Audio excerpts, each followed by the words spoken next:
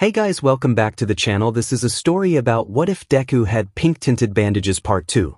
If you guys enjoy this what if and want to see part 3, comment down below and let me know before I start. Please do support for more awesome content and leave a like, and don't forget to subscribe to my channel and also share this video with your friends and check out the description in my playlist. The author of the story QuirkQuartz from Wattpad. So let's start the video. Sludge Villain was someone who had hijacked Kaken's body, and I ran out to save him, but I didn't have any powers. No fire breath. No telekinesis. No acid. No tail.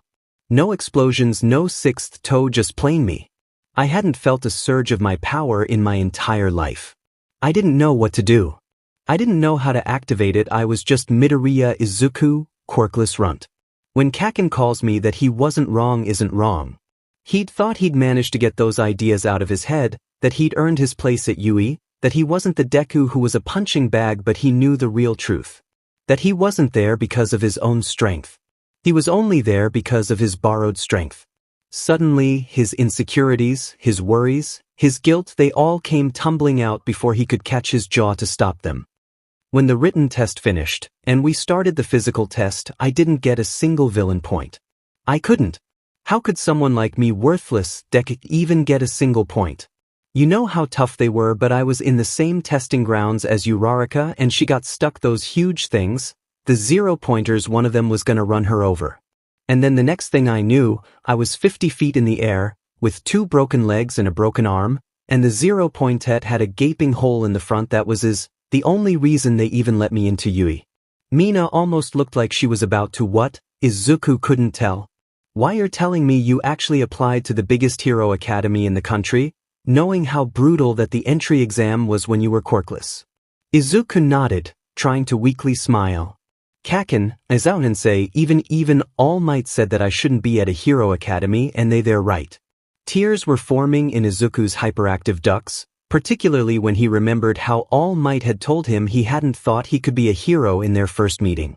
Sure, he'd changed his mind about that, and bestowed his quirk onto him to make it happen, but the memory of the initial rejection was still a wound in Izuku's mind.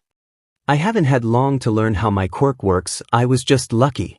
Stupidly lucky. Back there, with that plant villain, that was you, Midori. Mina told him, adding on her nickname for him again. It doesn't matter how long you've had your quirk, you're using it to help people. That's what we're learning to do, isn't it? She couldn't help but smile and dry her eyes. You went to apply for UE even when you didn't think you had New York powers. You still wanted to try. That's just incredible in itself. You're gonna be a great hero, Midori. You're gonna be the best. Hearing those kind words, Izuku lost it and had to block his eyes from sight and allow his jacket to absorb the tears that would have rolled down his face. He hadn't even known Ashido for that long, and she was telling him the words he'd only ever heard from one other person. The words he longed to hear. He had to apologize for losing his composure in front of her, he quickly realized. Sorry, Ashido's. Sorry. Mina shook her head and smiled. I guess it explains why you wound up being so timid with a quirk like that. She waited for him to compose himself, and suggested that they made their way to the train station, so Izuku wouldn't have to awkwardly stand staring at her with red eyes. That reminds me, actually, Midori, you never told me what your favor was. My what? For winning the challenge at the arcade. We got interrupted by that villain before you could tell me what you wanted from me. Izuku sniffled and blinked. He'd totally forgotten about that. Originally, his favor had been to play another game with her, since he'd been enjoying himself too much during that session. But that moment had long since passed, but it didn't take him long to think of another. Oh, I know. Go for it. My favor, I want us to do this again sometime. I had a lot of fun today, and I'd like to keep doing that. Mina just smirked, and faced forward, away from Izuku. If you're okay with that, I mean. I don't want to inconvenience you, Ashido-san, so if you don't want, well, I don't have a choice, do I? Mina giggled to herself, playfully punching Izuku's shoulder. Sure, we can do this again. We kind of got our day interrupted earlier, didn't we? Not even bothering to keep it a secret, Mina was so happy to heard her friend's request, she would have done a small dance if she hadn't needed to correct him on one thing. By the way, Midori, just one thing. Why's Do something for me. Open up your phone. After looking at Mina like she'd grown an extra head, Izuku reached for his phone, which had remained untouched for the entire day, inside his jacket's pocket. Go into your contacts? He did so. Now, what do you see? My contacts list?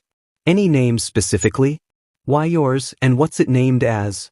Mina, she patted his shoulder and gave him her trademark smile. That's my name, not Ashido-san. Call me Mina, Midori. That day was what sparked the friendship between the most energetic girl and the most timid and awkward boy in Class 1A. After all, after everything that had happened that Saturday, it was impossible to look at the other person again and not remember what they'd gone through. Sometimes, just being there with someone and going through something with them makes it impossible not to be friends with them. Holy Sirpi, you have no idea how long this took. This story ain't over yet, by a long shot. Some people were asking, and I can promise you up to at least 10 chapters of this story, as a minimum. I've loved working on this a lot more than I usually have, mostly because I got to address a lot of stuff that I thought would be fun. Those two jerks Bakugo was friends with, I seen them more as colluders than bullies, since they didn't really seem to mock Midoriya a whole lot, more just agreeing with Bakugo so he didn't blow them up. That's what I got from them anyway. And if not, well, I'd love to see their reactions when Midoriya started firing off his quirk after the sports day arc. Hope you guys enjoyed it. Happy face rain. Mina wasn't the sort of person to be particularly bothered when it came to the weather, regardless of what it was, rain, shine, snow, or even a tornado. She'd always know a way or two to make the most of a bad situation and enjoy what was there while it was there. But she had a mild dislike of the rain, really just for a couple of reasons. Well, mostly just one. The only really practical issue she ever had with the thousands of collective droplets of water falling from the sky was how it messed with her quirk. Water washing away any acid she made weakened, or in some cases totally negating the effects of her powers, which didn't exactly do much for her endearment towards the rain. As one might imagine, for someone training to be a hero, that was a fairly large deal. To combat such a disadvantage, Mina took an extra precaution when faced with the issue of precipitation. In addition to her raincoat, characteristically colorful and bright, filled with the primary colors of red and yellow on a sea of black behind it, and a few pins and buttons, to match her colorful personality, she wore a poncho, which in keeping with her own color scheme, was bright pink. She thought that she might as well get some fun out of the plastic device, and see if she could confuse passerbys and see if they thought a poncho had somehow developed legs and began to run off on its own. Unlikely, considering the following, the only issue that she ever had with either of these were her horns, since they jutted out of her skull a bit further up her head. They prevented her from always pulling her hood up fully, so whatever precautions she took, short of carrying an umbrella everywhere, like she was forced to right now, this object not at all colorful, but instead a shade of coal black, she'd always end up with rain hitting her in the face. I should put in a special request at a clothes store or something. She found herself thinking of a hoodie with specially designed holes in the hood that she could slot her horns though a few times, but she'd usually forget about it by the time she was someplace warm and dry. She tugged the poncho hood as far as she could pull it over her horns, praying that it wouldn't snap. She was already in the middle of the rain right now. She didn't want to be dealing with her poncho misbehaving now. Come on, you plastic piece, junked as she did so. She began to wonder if she should make some modifications to her hero costume, since it'd be pretty hard to be the hero Tokyo both deserved and needed if she could be countered by someone throwing tap water at her. Ashido Mina, defeated by the hated villain, Tapman, the quirkless villain who threw bottles of lukewarm tap water at everyone he saw. God, she could practically see the headlines now. The thought of the fictional quirkless villain brought her thoughts right back around to the very real, very much heroic classmate, and her friend, Midori. Both of them had shared a conversation of text messages throughout the entirety of Sunday. They hadn't discussed anything in particular, just what came into their heads, from school, to heroes, to games, their classmates, and to family.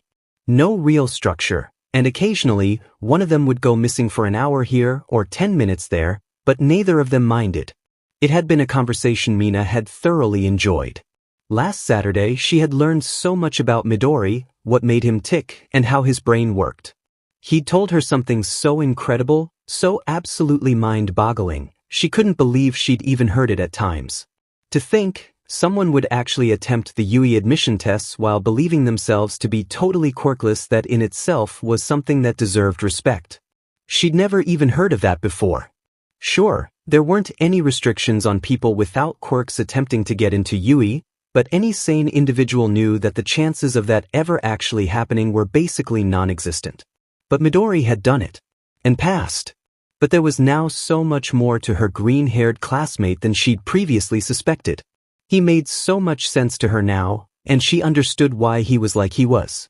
A person who possessed such a useful and powerful quirk, the incredible power that was his strength-enhancing quirk, that wound up being as meek and timid as Midori was, came from his years of not knowing what his own quirk was.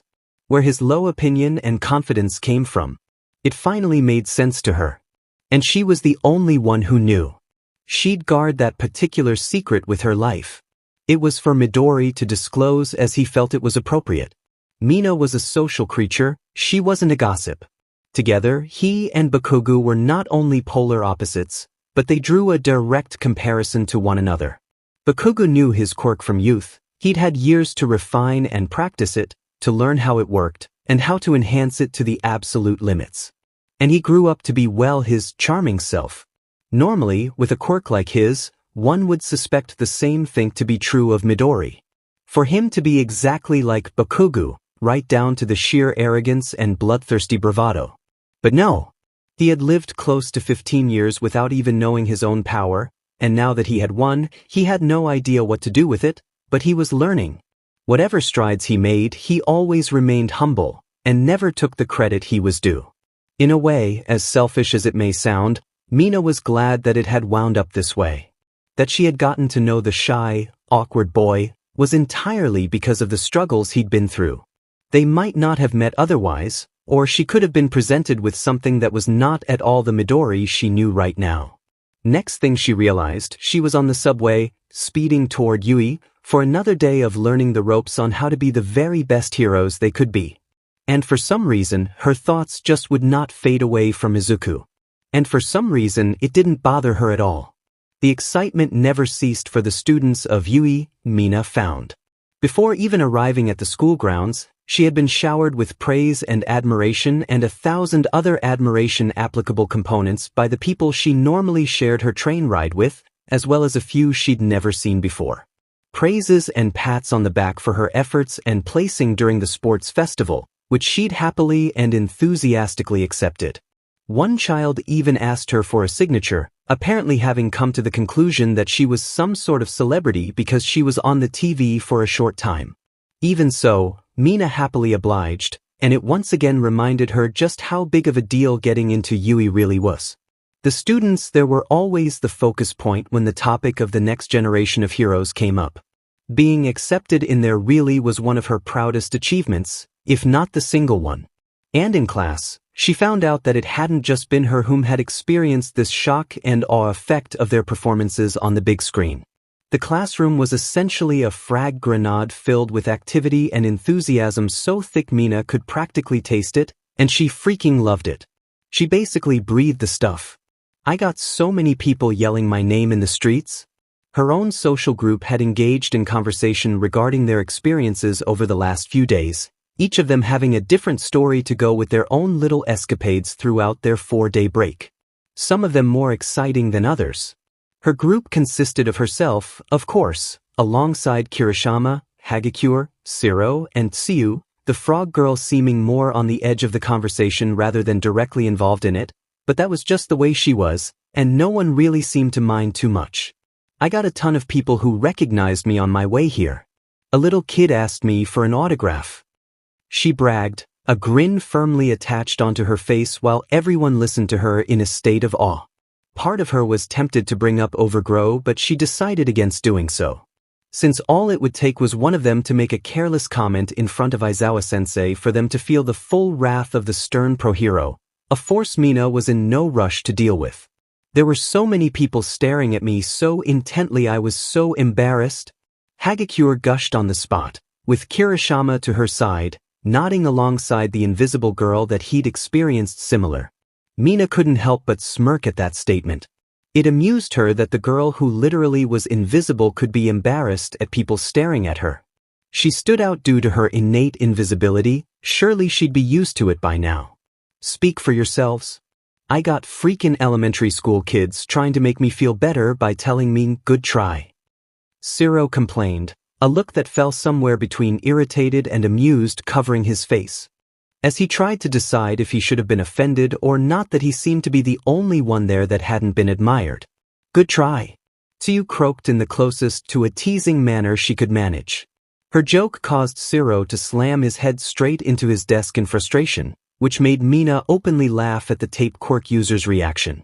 As she and her group laughed and shared stories, Mina's mind ran back to the Saturday, where they had run into those two students from Midori's high school had shown up. She wondered what exactly had gone on between them and Midori, but judging from how jumpy he had been, it couldn't have been all that good. It was obvious they had been bullies to him as he had grown up, and while part of her was hungry for details she wouldn't pry. She'd delved too deep into his private life already regarding his quirk. She didn't want to make him uncomfortable. If he wanted to tell her, he would. The pink girl tilted her head, to see Uraraka greeting Ida and Izuku, the two having just made their way into the classroom. For whatever reason, his hands were bandaged up again. Probably due to the run-in with 𝐻𝐻𝐻𝐻, she thought to herself. Either way, she was happy to see him. Did you get anyone calling you out in the streets? Everyone else seems to. Izuku seemed to hesitate before he answered, as if he wasn't sure if to answer or not. He seemed to shoot a glance towards Bakugo, who was nosily dropping his bags at the bottom of his desk and clattering into his seat before he finally answered, convinced that the irritable teenager couldn't hear him. Why yeah, a few people on my train congratulated me, and I ran into some people I used to go to middle school with. Mina would have hopped out of her desk and gone over to join them had Aizawa-sensei not entered the room in that very second. Instantly, everyone found their seats, faced the front, and all noise abruptly stopped, like someone had cut the audio from a television set. Talking to Midori and everyone else would have to wait. It was time for lessons to begin, and what a lesson it had been. Between learning about the votes that had come in for them from the pros, and learning that they would get to choose their work experience placements to go on in just a couple of days, things at the hero course were starting to heat up. But that hadn't been the best part. Oh no, not even close. Today, they'd finally gotten to choose their hero names. Mina had literally jumped straight out of her seat when that particular bombshell was announced, and she hadn't been alone.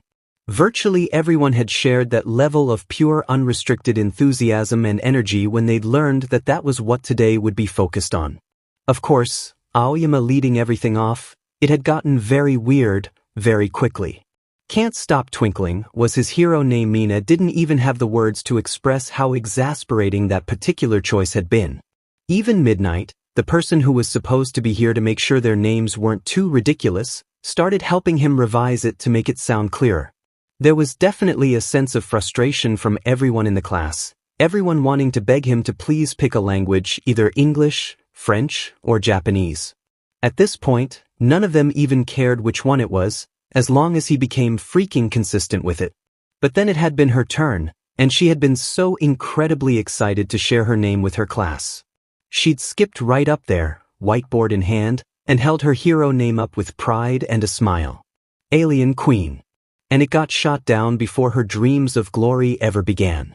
Midnight had drawn a comparison to the creatures from Alien, which she would admit, had played a part in her inspiration for the name, but come on. If Aoyama got freaking Can't Stop Twinkling, what was stopping her from becoming Alien Queen? Who was in charge of that? What logic was being used there? Probably on reflection, the same logic that let Shuji pick the names Tentacles despite his quirk being dupli hands, not tentacles, and the same one that let Mr. Twinkleman get his. It was a combination of frustrating, infuriating, embarrassing, and incredibly disheartening to Mina that her name got scrapped like that. She'd thought she'd come up with a cool name, but apparently Tentacles and a guy who was shiny were more impressive. This sucks. She'd muttered quietly to herself, as she'd brainstormed for what other options she had. Eventually, she just decided on the first thing that came to her head, since she'd not been given much time to come up with a revised name. And what had that been? Pinky. It was the best she could come up with in such a short amount of time. The best she could come up with in that time was the thing her brother called her to annoy her. Pinky. The acid hero. Oh, Mika is just going to love this, isn't he? She couldn't help think to herself bitterly. The sheer number of Pac-Man jokes was going to be unfreaking bearable. The number of jokes about her skin pigments was gonna go through the roof. In her head, she was already thinking of the perfect counters to use against the sarcastic little 𝐕𝑠𝗠𝗏. Well, older 𝐕𝑠𝗠𝗏. Skinny whatever, it wasn't important. The rest of the hero names went by fairly uneventfully, everyone picking the names that they'd be known by for years to come, in a lot of cases. Everyone knew that a hero name was one of the most defining things about a hero, so everyone had at least put some thought into it growing up. 𝐒𝐬 had her name planned since elementary school, whereas Bakugo evidently put more focus in just breaking things. Constantly. At all times. Todoroki and Ida ended up just going with their names. Mina couldn't personally understand the appeal of that. That wasn't any fun, but it was their choice and she'd respect it. The last person to present their hero name, excluding the Explosion Maniac's revision of his, was Izuku. Mina assumed he'd come up with thousands of names throughout his childhood.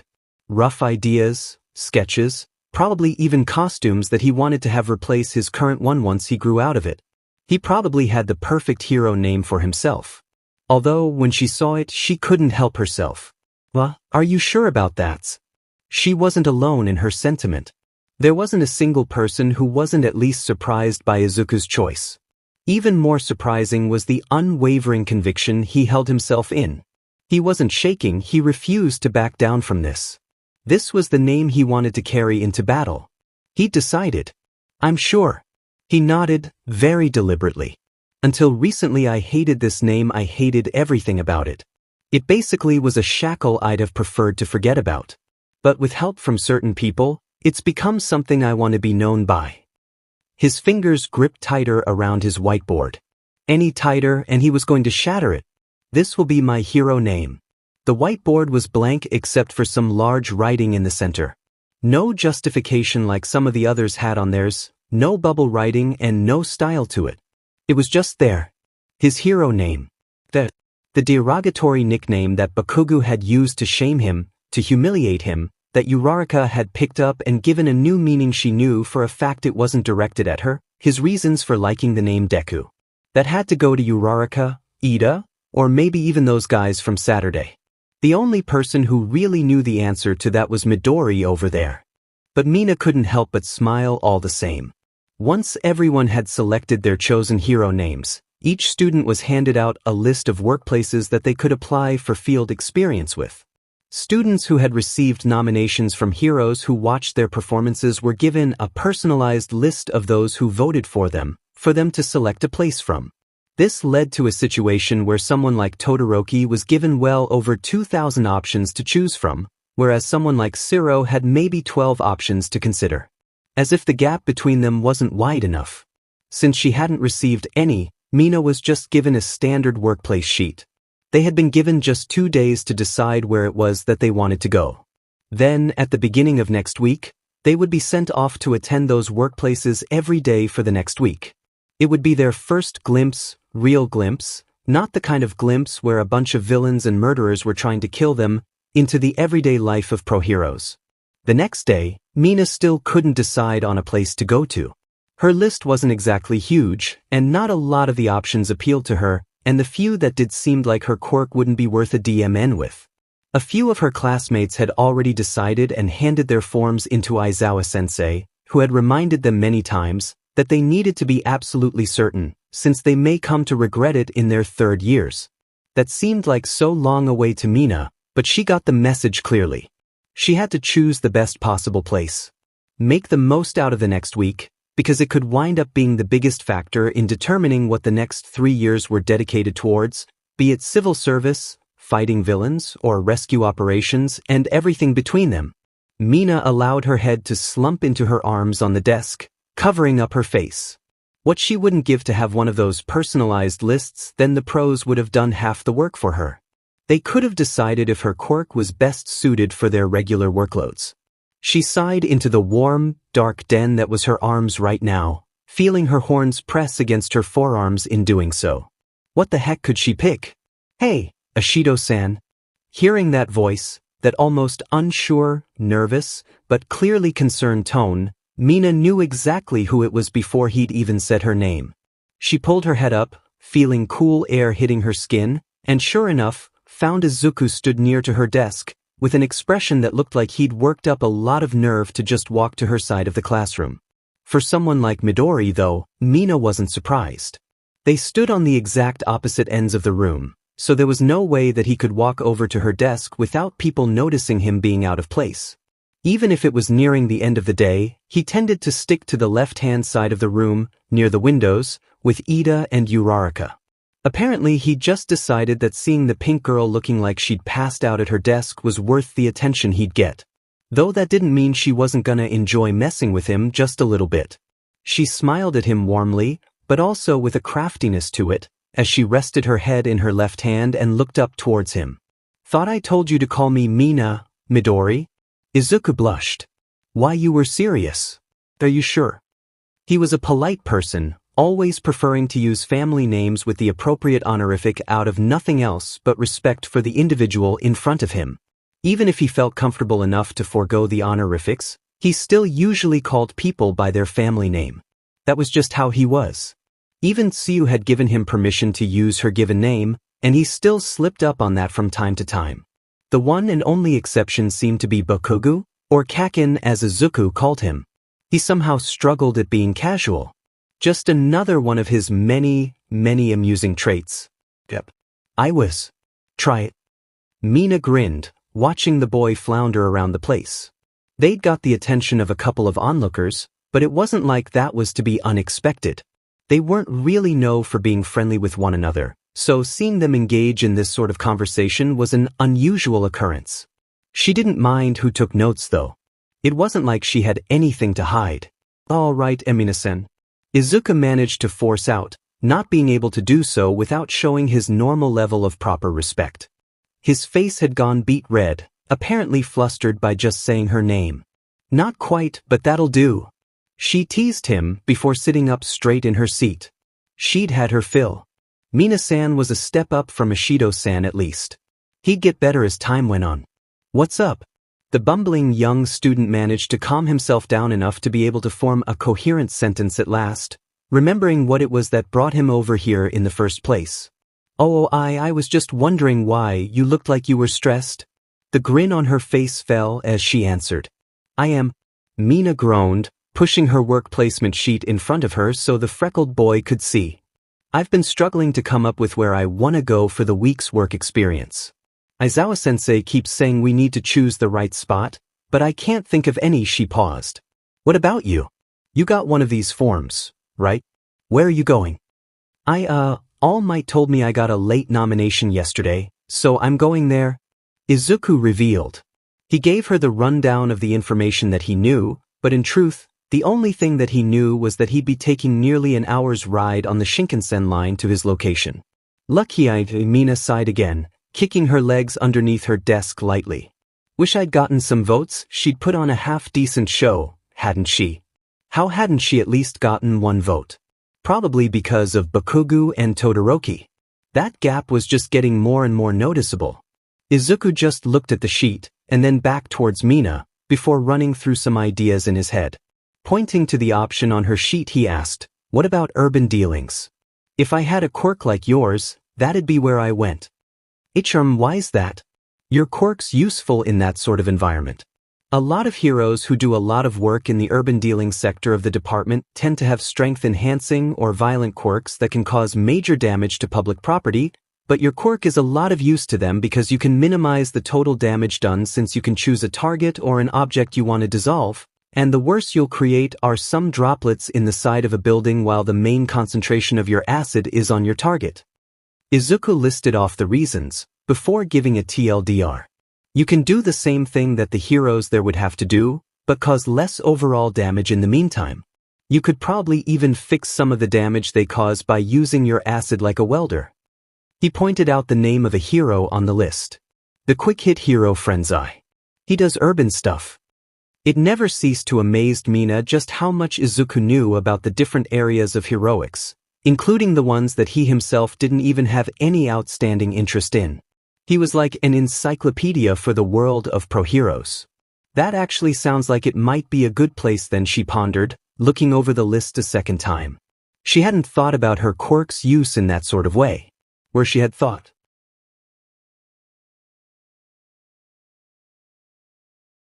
about applying for the most obvious and logical reasons, Izuku seemed to also consider the fringe options, the ones that most others wouldn't expect. I could text you some details on each of the placements later, if you want. The freckled boy offered, taking note of the current time. I could help you choose a place, if you like. For whatever reason, Mina felt her heart flutter at the offer. It was yet another display of kindness, of him getting involved in something he didn't need to be, all because he thought that the person he'd seen from afar needed the help. It was a quality she'd admired about him for a long time. There were very few people who didn't respect that about Izuku, his willingness to just help out. That'd be nice, Midori. Thanks. She smiled again, far warmer this time. No jokes and no ironic tones. Just genuine, deep-seated gratitude towards her friend. That night, Izuku had followed through with the promise that he'd made, and sent her a long-winded list that went over what each hero placement did, based on what he knew about each individual hero. His knowledge was simply staggering, but Mina was gonna be damned if she didn't take the full advantage of it. So this guy, he works in the city. Yeah, Sendai, I think. He's got a really good reputation there, people love him. Thanks to help from Izuku, and her now firm understanding of what each place did, Mina finally decided on a work placement after just a few minutes of the information being sent to her. Everything said and done, she knew that the best option for her, the best placement, and the choice that she honestly liked the look of was up further north in Japan. Specifically, the hero office that she had decided to go and visit the neighboring Tohoku region, with a hero who went by the name of 𝐻𝐸𝐻𝐸𝐻, who apparently had a quirk that let his hands reach lava levels of heat. A very dangerous, but useful quirk if handled correctly, just like hers. She'd made her choice, and was now able to just relax. Into her comfortable pajamas she had changed, and now she laid on her back in bed, and just allowed the mattress to return her heat back to her, warming up the girl's body within a matter of minutes. She let out a sigh, this time of relief and of relaxation, that the stress was finished and done with, that she didn't have to worry about that anymore. She closed her eyes for just a few moments, before opening them again, turning down the brightness on her phone so it didn't literally sting to look at, and typed up a reply to Izuku. She meant it too. In the short time she'd known him, really gotten to know him, Izuku had proven to be the sort of person that you knew you could rely on. The kind of person who you could go to with your problems, and he'd help you out, no strings attached. She'd only gotten to know him a short time, but she already felt like they'd been friends for years. Maybe that was just in part to how warm a person he was, how he was kind to anyone he met, and the way he was. A big part of her regretted not speaking to him sooner. Better late than never though, right? It's not a big deal at all. I'm just glad I could help. Mina chuckled. How could someone be so humble, so altruistic, so naturally? So what if he'd only just begun to discover his quirk? So what if he was sort of a wimp when it came down to it? So what if he had a tendency to be nervous and to mutter out loud? She couldn't think of anyone who better embodied the term hero more. She got another message from Izuku, which she read. By the way, Ashido-sen, it's Mina, but okay. She said out loud, not really thinking about it. She continued to read the message, holding the screen at arm's length. Your first name. Alien Queen, I liked it, I thought it was cool. Once again she smiled. At least someone liked it. Thanks, Midori. I felt the need to flesh this out just a bit more, but I can't really think of anything that wouldn't seem absolutely pointless, so I just threw in a few Mina hints, as well as me going a little OOC out there to rant about Midnight's god-awful hero naming policies, but never mind that. This chapter is mostly out of my obligation and respect to the canon, and the next chapter will be the last one that sticks this close to the canon. I've done my research, and we get a pretty blank PRD after the workplace arc, which supposedly lasts a few months, so I can really get into the grit of what I'm wanting to do with this story. I didn't originally plan for this to go up today, but given the state that the world is now in, I think we all needed this. This is my tiny way of helping soften the blow of today's results. You know the ones I mean. I hope you enjoyed, and get ready for some totally canon-free plots coming up soon. Happy face. Mina never really gave too much thought to the prospect of romance. Sure, someone her age thought about it a bit, but her situation was a bit different, wasn't it? Being a student at UE, Mina's efforts had been on trying to get good grades. Honestly, she was trying her absolute hardest. And not getting killed by villains. It was a full-time commitment to any student who got into the academy, even those who weren't bombarded with attacks from villains every other few weeks. Training and learning how to better control her quirk, to expand her abilities and better herself, that was the true essence of what Mina tried to do, even if it never looked that way. In spite of this, or perhaps because of it, when she finally heard about Izuku's run-in with the hero killer, it made her stop, step back, and reevaluate some things. Izuku was a friend, and a close one at that. At least, that's how Mina felt. Fundamentally, they were both rather different people, him being reserved and prone to stuttering and awkward hesitation, traits that led to him being rather reclusive and shy, whereas Mina was the exact opposite, being hyperactive and sociable with basically everyone. Her boundless energy contradicted Izuku's personality. And yet, they had gotten along so swimmingly over the past week and a bit. They'd gone from basically being strangers, Izuku willing to confide in her about the things that caused his lack of confidence. He was willing to trust her with his secrets, even if they were just secrets because he was too embarrassed to admit them to his classmates. It was stupid, Mina thought, that despite only knowing him for so short a length of time, the prospect of her maybe caring for Izuku a bit more than just as a close friend seemed totally inane. More than that, just incomprehensible. Almost wrong. They didn't know each other all that well at all. And yet it wasn't entirely an unwelcome idea either. Mina wanted to know him more, but didn't want to seem pushy all the time, so she allowed him some space wherever it was required. But through text messages, face-to-face interacts, and watching him suddenly outperform himself once again, it became hard, so unbelievably hard, to deny this sense of fondness she was nurturing for her freckled classmate. Could it have been because she didn't want to lose her friend after making a new one so soon?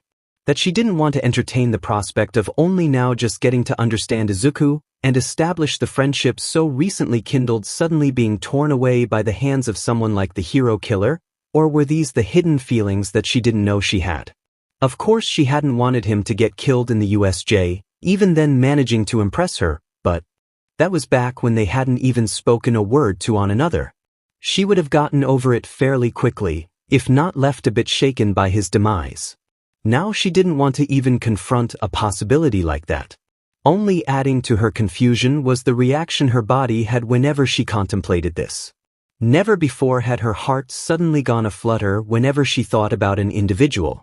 Band members, celebrities, her favorite heroes. Of course she'd thought about those kinds of people, everyone did, but they never made her feel this warm inside.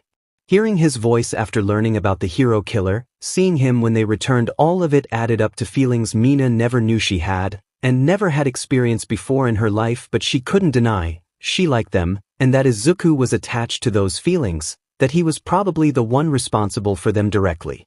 Whenever he was around, she felt more jumpy than usual, which in itself spoke volumes as to the effect he had on her, and whenever he was hurt or in danger, she wanted to do anything to help him, no matter the danger to herself. She trusted him unconditionally, willing to risk her life if it was in his hands.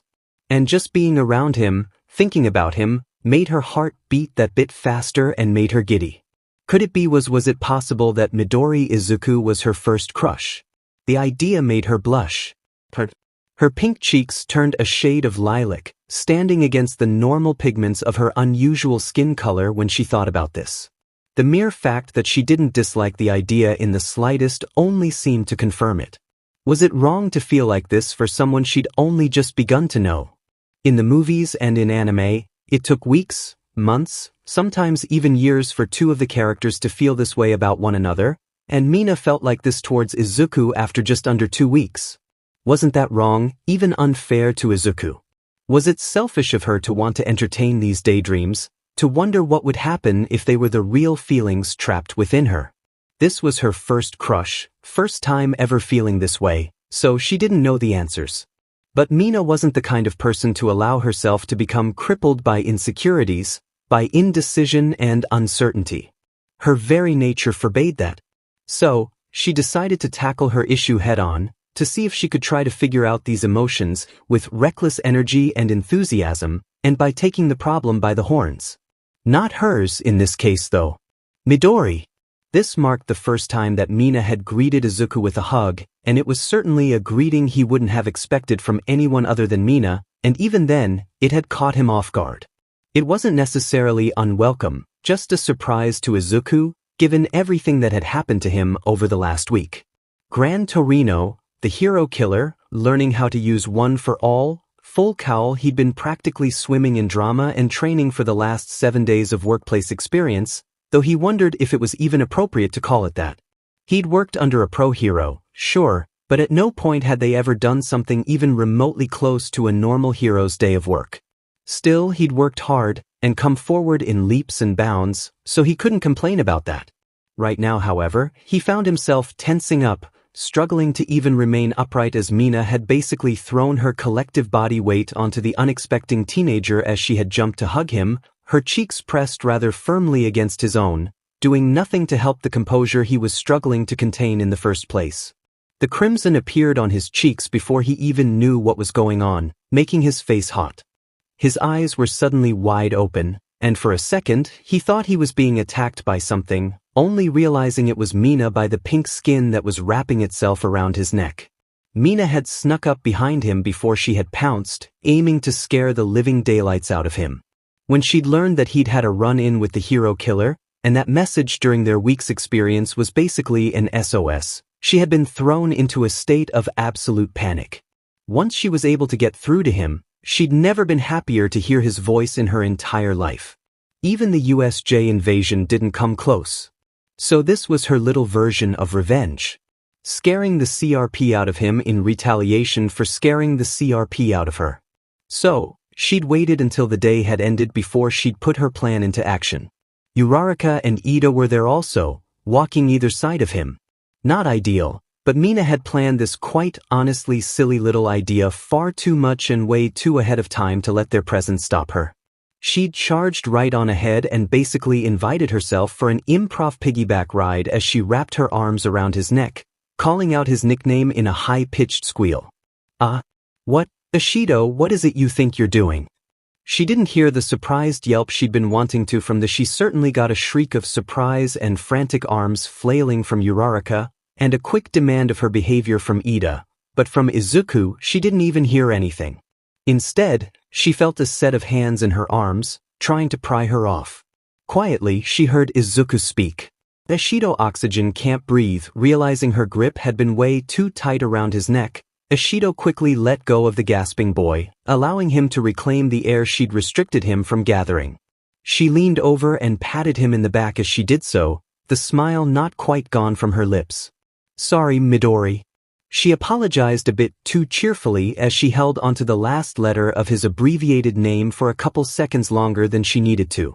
Once Izuku had regained some of the color back from his previously blue face, he found himself with his cheeks redder than they normally were.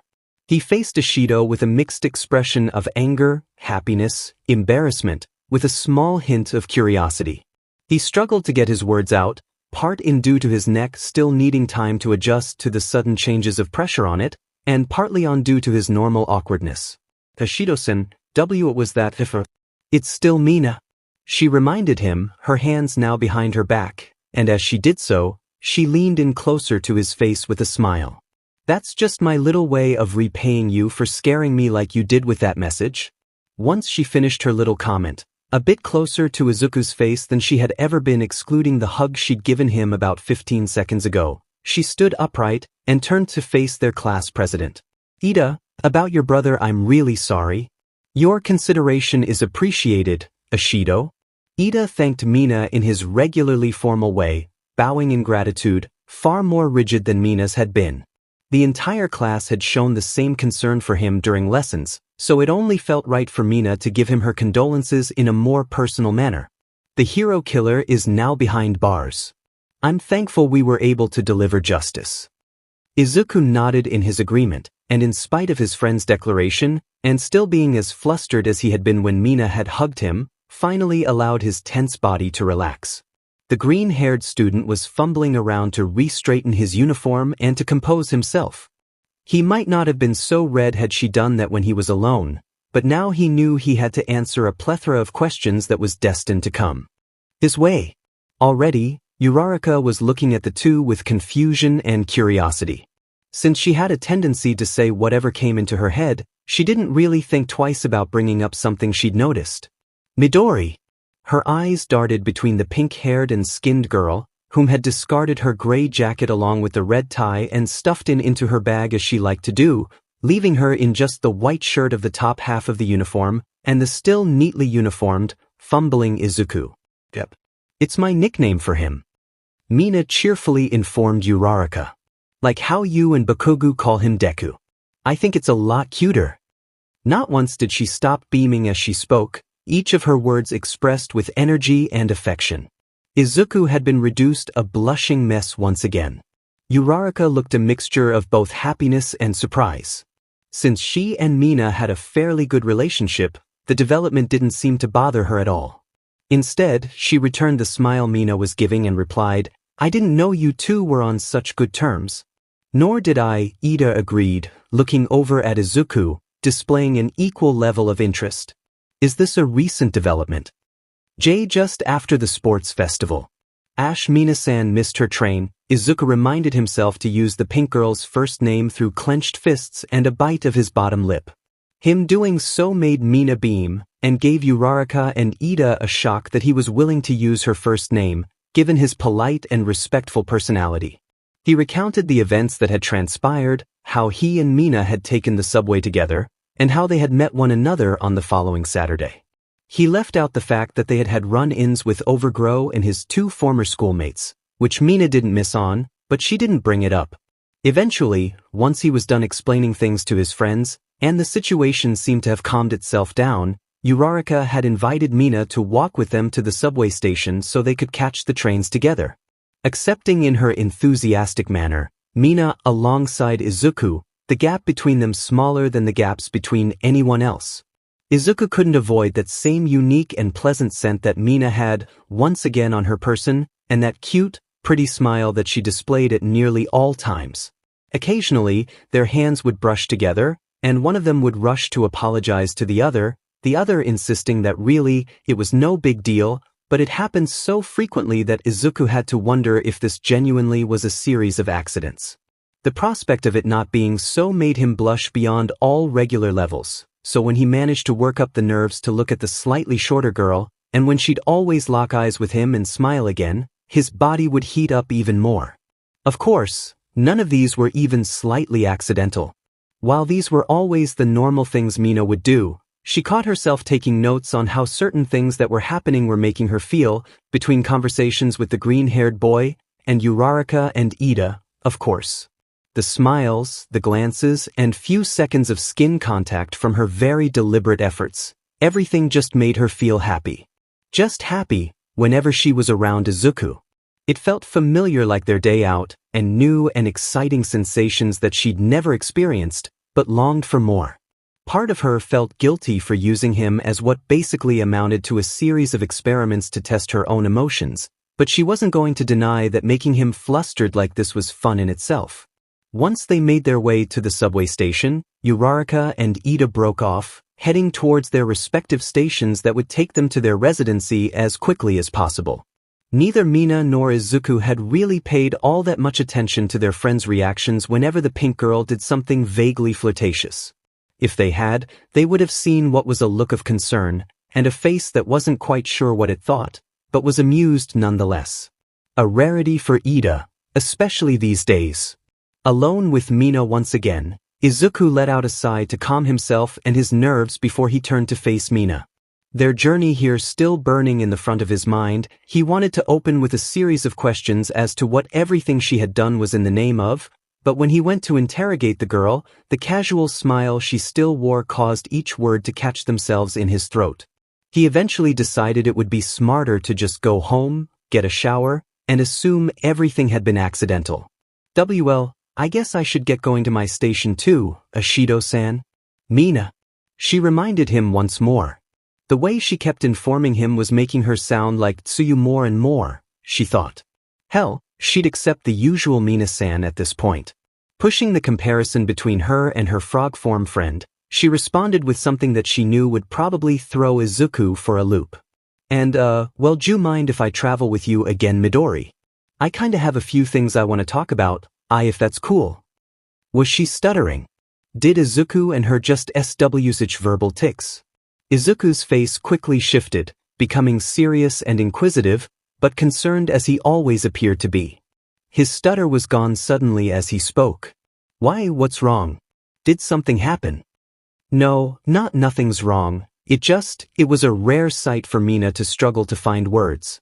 Usually it'd be a task to get her to calm down for 5 seconds so she'd stop talking. Her being unsure of what to say was a surefire way of knowing something was bothering her. It seemed that Izuku noticed this, and without really thinking about it, he reached over and grabbed her hand. He reassured her with a soft smile, one that usually gave her great comfort. Okay then. Come on, we'll grab my train.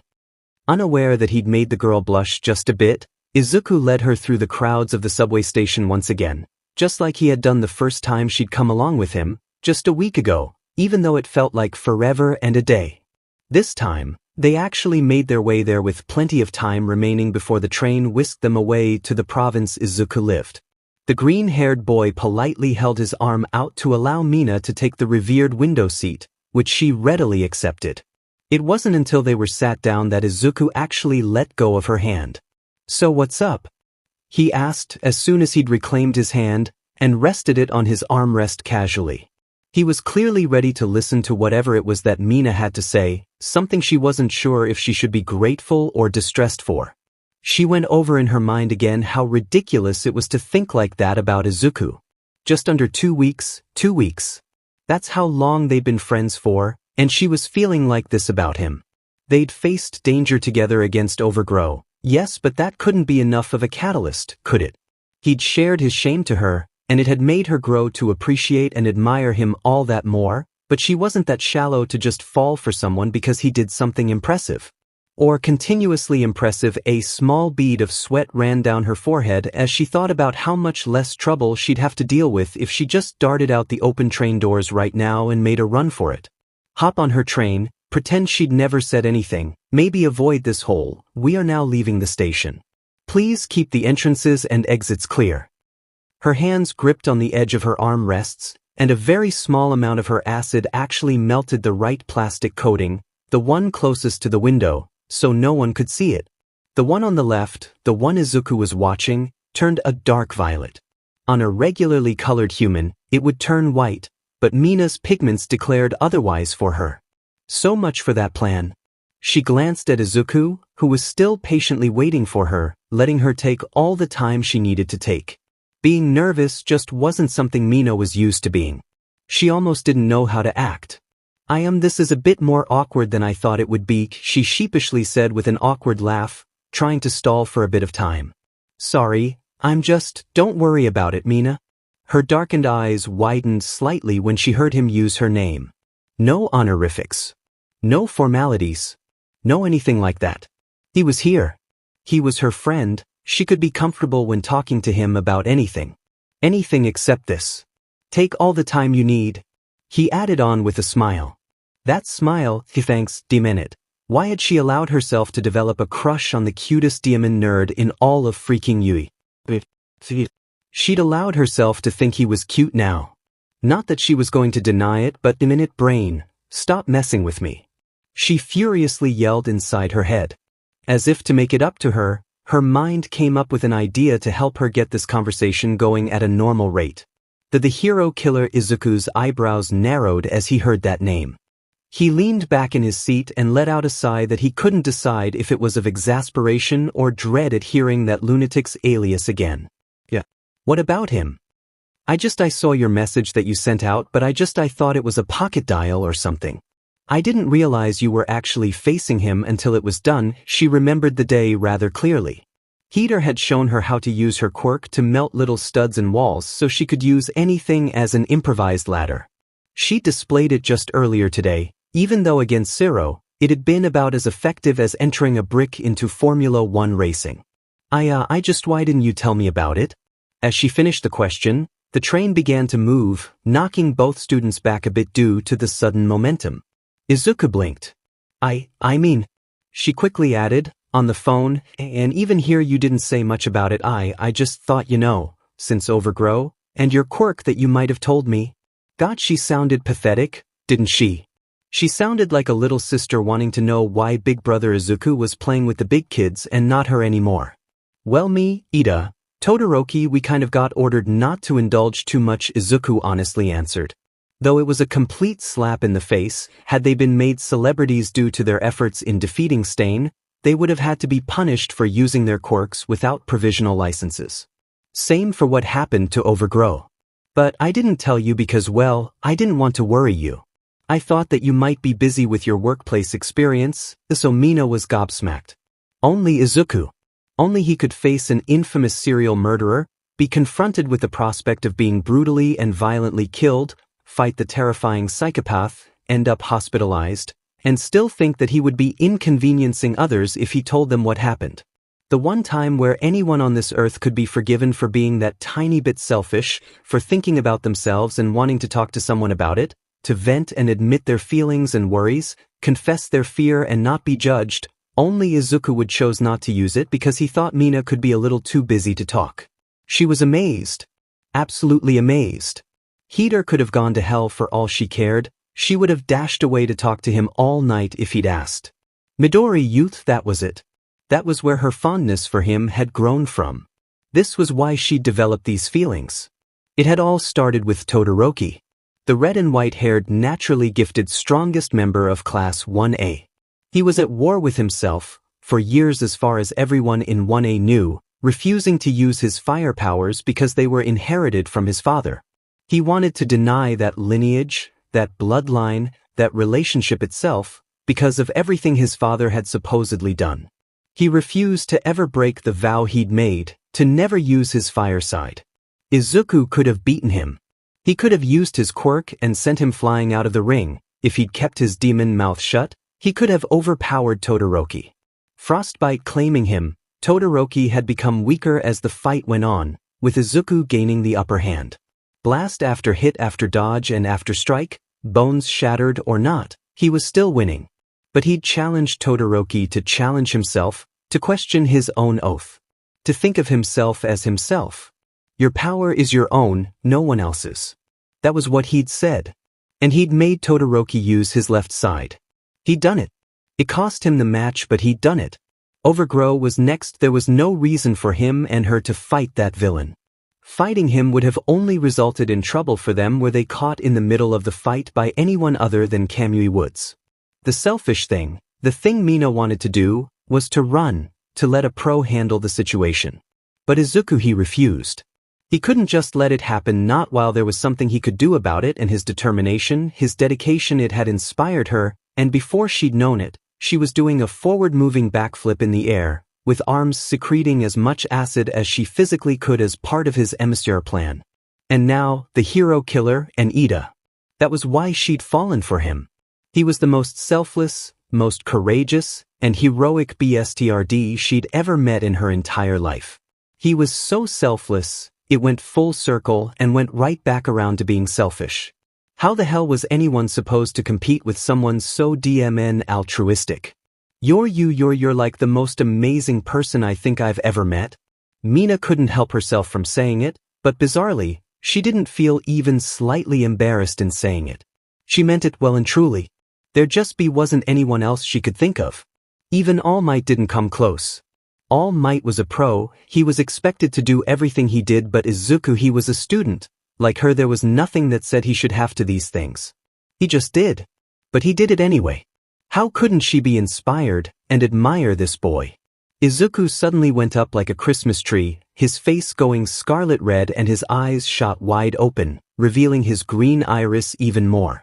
His stammer came back like he'd been hit over the head with it, fumbling over his words and trying to formulate a coherent sentence. The acid quirk user just smiled at him, nervousness gone. She'd been approaching this wrong, she thought to herself.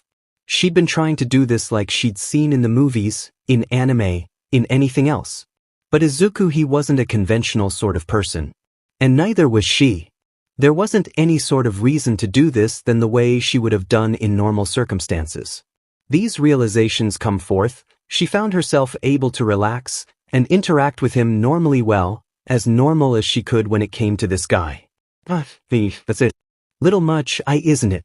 He managed to sputter out, still redder than his own BLD was.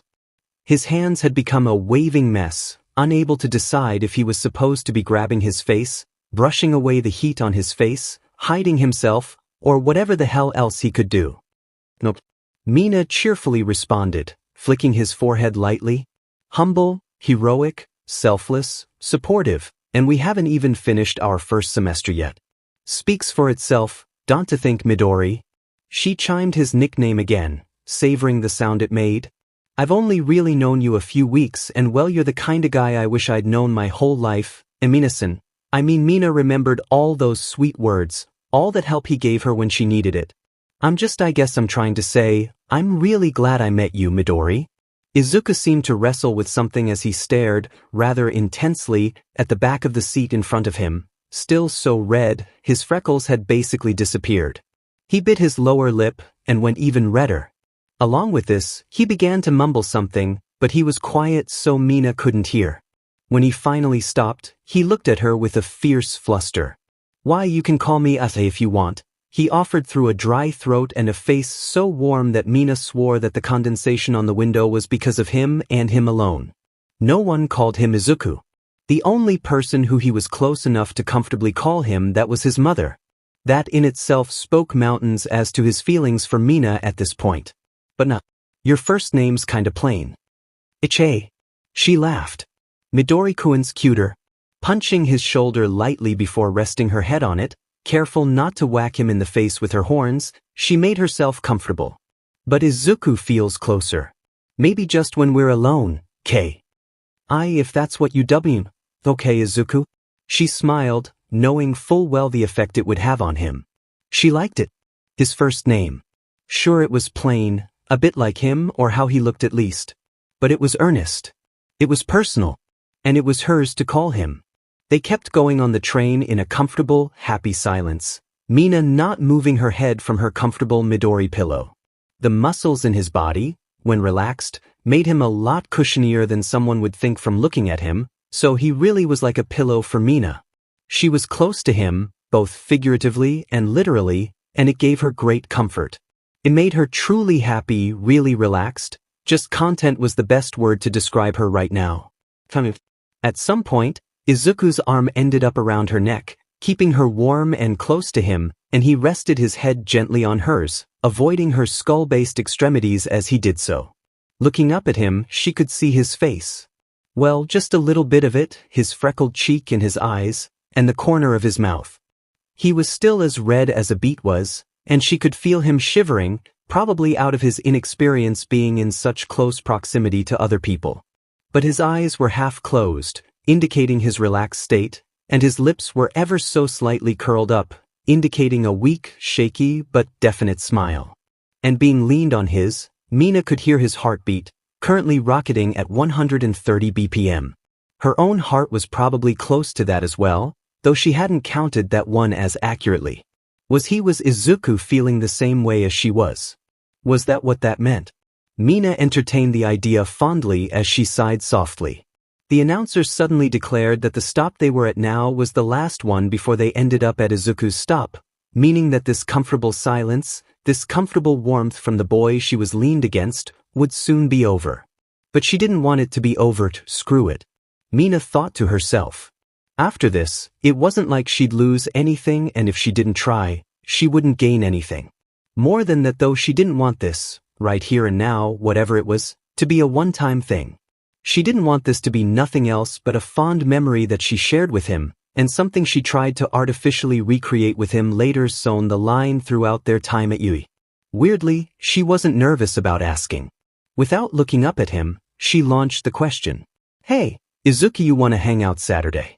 I owe you a hangout favor anyway. Izuku remained silent, for just a few seconds, but Mina felt his heart rate increase. He became warmer than he already was.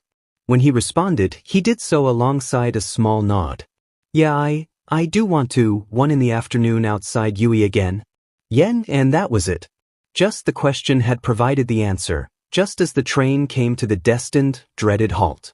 Reluctantly, Mina pulled herself away from Izuku, the air cold without his warmth to accompany it. She blushed, wondering just how hard she'd fallen for this guy in such a short space of time.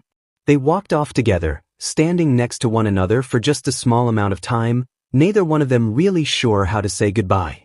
Neither of them particularly wanting to say goodbye. I guess I'll see you tomorrow then, Mina-san. Looks that way, Midori-kun. You want me to walk you to your station? He suddenly offered with a shy smile. It was just a way to temporarily extend the time they could spend together, and Mina knew that. But she appreciated it nonetheless. That'd be nice. Close proximity meant that it wasn't a very long extension of their time, but it was an extension, one neither of them hated at all. These feelings, these thoughts Izuku had, they were all new to him, as they were to Mina. They almost felt rushed, but he liked them all the same. He wasn't aware that Mina felt the same way, but he liked to think she did. Depressingly, the train was actually on time for once, meaning now was the time for Mina to go. For real this time, but he could see her hesitation, her clenched fists. Does she feel the same? Hey, he said warmly. You'll see me tomorrow. And Saturday. That DMN warm smile, yet again. She did it then. The hell with caution or even really hiding it now. Mina steeled the nerves that were telling her to board the train right the hell now. She turned to face Izuku and tightly gripped his shoulders, her knuckles turning that unique shade of purple they did, matching her cheeks. Saturday. 1 p.m. outside you. Weiss. The confused green-haired students suddenly rocketed into attention, his eyes widened in surprise. It's a date then, Midori-kun? She told him, before pulling herself closer to him, and after throwing her arms around his neck, planting the biggest kiss she'd ever given, seen, or heard in her entire life on his cheek, just atop his now invisible freckles. The affectionate display lasted only a few seconds, but it was more than enough to send Izuku into a near paralytic state. If there was ever a better example of has stopped working, he'd forgotten it years ago. Mina quickly let go, and after shooting him a wink from her black right eye, skipped her way onto the train. Izuku didn't move for a long time after that. Not when her train left, and not even when the next one came. His brain was processing what had just happened to him, the first kiss he had ever received from a girl. It wasn't something he was even slightly able to comprehend had just happened right there, just a short while ago. And it had been Mina. Mina had given him the first kiss he'd ever received in his life. Mina. He stood there for so long comprehending. Eventually, someone dropped some coins at his feet, mistaking him for some sort of public performer. So, of course, after writing this I learned that Japan is one of the most formal DMN countries on the planet when it comes to public displays of affection. This what I've written here, that'd never happen in Japanese society apparently. So, sorry Japan, but your formalities just got thrown out the window for this story, since it'd be difficult as hell to write what I wanna with them like that. But we finally got to the fluff so many of you wanted. Happy face, we're really gonna start steaming on ahead with MinaDeku from here on out, and it's exciting to write. I had a lot of fun with this one, and I feel like I got Mina fairly spot on. She strikes me as the type to overthink this sort of thing, even if she is the way she is at all other times. Since we don't know how long the gap was in the manga, I'm taking it on myself to say it's about a month long before the end of term test, so this is gonna be giving me enough space to fit in what I want to.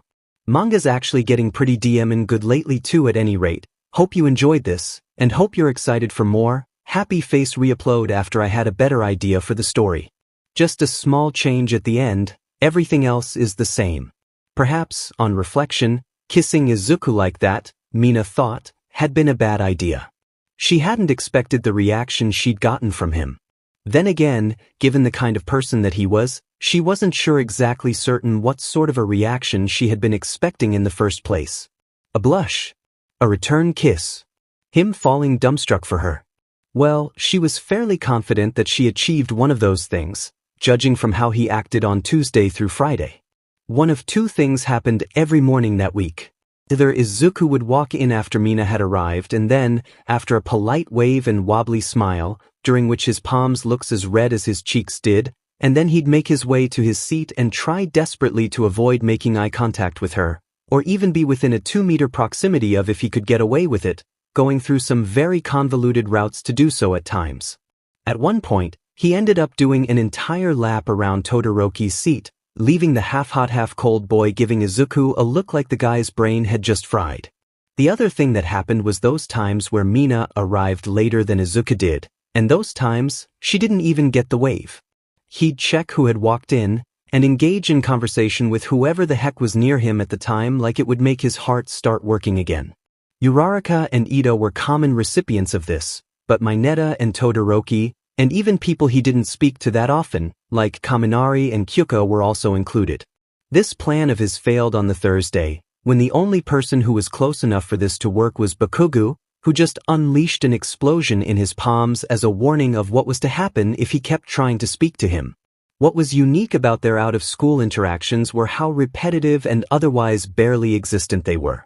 Izuku rarely started a conversation between the two, but whenever he did end up messaging her, he would send her the same message, all in capitals, every time. 1 p.m. Saturday outside Yui. There wasn't any doubt in Mina's mind that it was done to convince himself that it hadn't all been a dream of some sort, that if she turned around and asked what the hell he was talking about, he'd instantly forget it ever happened. Like he was checking with her to see if it was still happening. Not that she ever did say that she was going to call it off. She was looking forward to their inevitably awkward date. None of this meant that they didn't talk throughout the week whatsoever. They did, but their conversations weren't at all like they were previously. They spoke in short bursts at a time, before one of them made some sort of excuse, flustered, to do something else, get out of one another's hair, or finish some work assignment they'd been given an hour previously. This series of excuses made for the most productive week Mina had had in a while, actually keeping her up to date with assessments and theory. She'd never taken such a keen interest in maths and ethics in her entire life. To say that they had a bad relationship because of the kiss would be inaccurate. In truth, neither of them had ever felt as close to another person in their entire lives. Mina had basically all but confessed her feelings to Izuku with that pack in the cheek, whereas Izuku had been wrestling his emotions for the past week, and was still trying to conclude on what he felt. Their issue was their lack of knowledge, of understanding as to what they were supposed to do in this sort of situation they found themselves in which they were more than friends, but less than lovers. It didn't go unnoticed by their classmates. Not at all. Anyone with a working brain was able to identify that something was going on, even if they weren't totally sure. It wound up quickly becoming one of the topics board groups would bring up to add a spark to their dwindling conversations. They're in love. Tsuyu was the first one who suggested it to her immediately surrounding classmates at the end of Friday lunch break, in her trademark painfully blunt and straight-faced manner. The way she stated it indicated she was certain beyond a shadow of a doubt about it, and that she wasn't just throwing out ideas at random. Until this point, theories had been limited to an idea that something awkward had happened between the two of them, and they were doing their very best to forget that it had ever occurred. Some people rumored a crush from one side or the other, but Tsuyu was the first person to suggest actual love. If it was possible for an invisible girl to blush, 𝐎𝐩𝐼𝐴 managed it at the simple suggestion, before squealing out and her skirt began to sway from side to side, indicating she was squirming on the spot. Her sleeves of her uniform, now bent, indicated she was clasping her own cheeks. Kya, young love. Kirishima just laughed, showing off the sharp calcium molars he had lined in his jaws. Aha, no offense to Midoriya, but I don't think he's the sort of guy a lot of girls would be fawning over.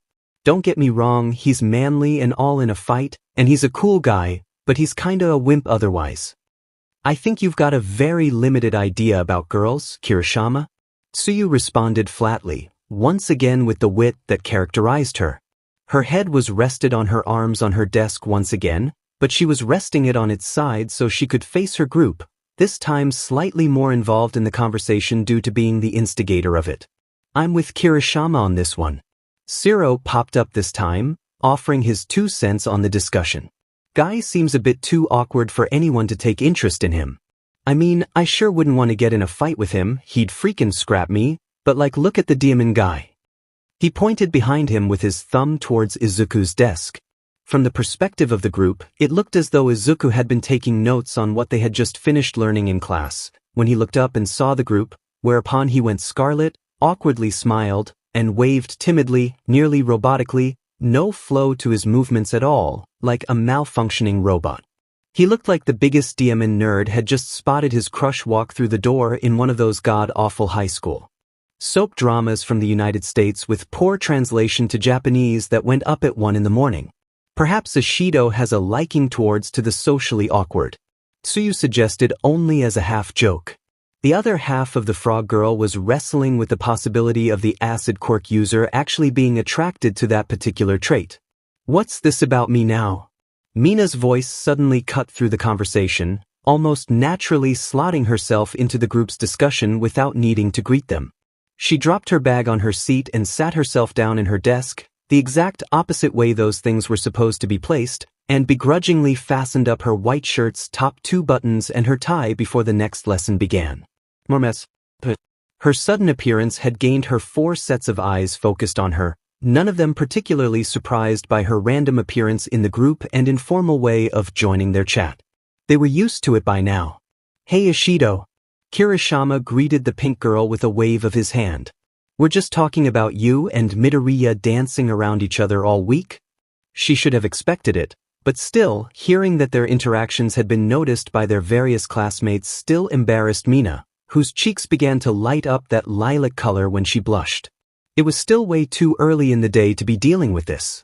It didn't help that this morning, she'd had to forego her morning coffee thanks to her sleeping in, so she'd had to use some of her allowance for the week to buy some of the cheap CRP they sold in the cafeteria and force that down her neck before she'd gotten to class. She was tired and not in the best of states. That needed to change for tomorrow. She needed a whole lot of caffeine to deal with tomorrow. "What dancing around?" she asked, feigning ignorance fairly convincingly. "You two having short conversations, Midoriya trying to keep out of a certain distance from you, the awkward smiles and the blushes from both of you. Eye contact, and those looks across the room you'd give each other when one wasn't looking." 𝐒𝐻𝐽𝐽𝐲 suggested. When she was given a bunch of looks of surprise that she'd gone into that level of detail, she shrugged and rose on her tiptoes, bouncing up slightly, and responding with cheer. "Invisible, remember. You don't know where or when I'm looking, since no one had a clue what she'd look like if she wasn't invisible. No one could really picture her with a smug smirk on her face, but everyone knew she must have had one in that moment. How exactly was 𝐒𝐻𝐽𝐽𝐲 the first one to notice this again?" Kirishima asked with a raised eyebrow. If 𝐒𝐻𝐽𝐽𝐲 had noticed all of this, why the hell hadn't she mentioned it sooner? Maybe she just didn't connect the dots. Or maybe she liked keeping it to herself and letting everyone else guess. Maybe she was just having fun. "You two like one another, don't you?" Tsuyu, for the 3rd time this conversation, was as blunt as humanly possible. She looked up at Mina completely straight-faced, showing how serious she was in asking that question. Mina blushed. Was she really that obvious? She knew Tsuyu was a perceptive girl, but the horned girl liked to think she hid her feelings somewhat well from her classmates. Tellingly, she didn't deny it at all, not because she couldn't think of an excuse, she had truckloads of them, but weirdly, because she didn't want to hide her feelings for 𝐒𝐿𝐽. Even if they weren't officially dating, she still wanted to be honest with the feeling she had for him. She wanted to talk to him, be close to him, hold his hand, hug him, and she blushed again, remembering her bold action at the subway station on Monday. This time harder, the lilac this time far, far more obvious on her cheeks, unmissable to anyone who didn't have a colorblindness deficiency. She had only chosen to be quiet about her crush on 𝐒𝐿𝐽 because she imagined he wouldn't appreciate her spreading any rumors around the place, but instead, she'd been found out. She couldn't decide if that was more embarrassing than her apparently being about as subtle as a freight train or not. After a few moments of crushing silence in their group, during which the room became noticeably quieter, the chattering of other classmates becoming much easier to hear, the group realized that Tsuyu had hit the nail on the head. Or horn in this case. "Wait a second, 𝐒𝐻𝐽𝐽𝐲 right?" Siro was the one who broken the silence between the group, practically staring at Mina in surprise. In saying so, the canister-shaped elbows from which his quirk activated slipped, causing him to nearly smash his head into his desk, quickly forcing him to readjust himself. "Told you?" Tsuyu croaked with a smile. Too late to deny it, to cover it up and make an excuse, Mina resigned herself to the teasing and jesting she was destined to receive at the hands of her social group. DDMN. Her lower lips suddenly felt a harsh, sharp pressure, and it wasn't until a few seconds passed that she realized it was her own teeth. I don't know how Midori feels, but, and now she let slip her nickname for him. She even has a cute nickname for him. 𝐎𝐩𝐢𝐳 feet seemed to alternate between one being on the ground, and another being half cocked up, flicked at the heel. Cute, boundless energy came in the form of a girl no one could ever really see, rivaled only by Mina's usual enthusiasm. Dim, looks like I got it wrong, Kirishima commented, looking like he was holding back a grin. Midoriya has got eyes on him. Mina had to avert her eyes from her group, far too flustered to even look any of them in the eye at this point. The temptation to just melt a hole in the floor and fall through it was strong. Sure, from this floor she'd end up falling in on the third year's mock exams, and she'd almost certainly end up with detention, not to mention a bill back home for the damage that her father would beat her over the head with, but it had to be better than this. That she could deal with. Why so embarrassed? 𝐒𝐻 asked, tilting her head to an angle.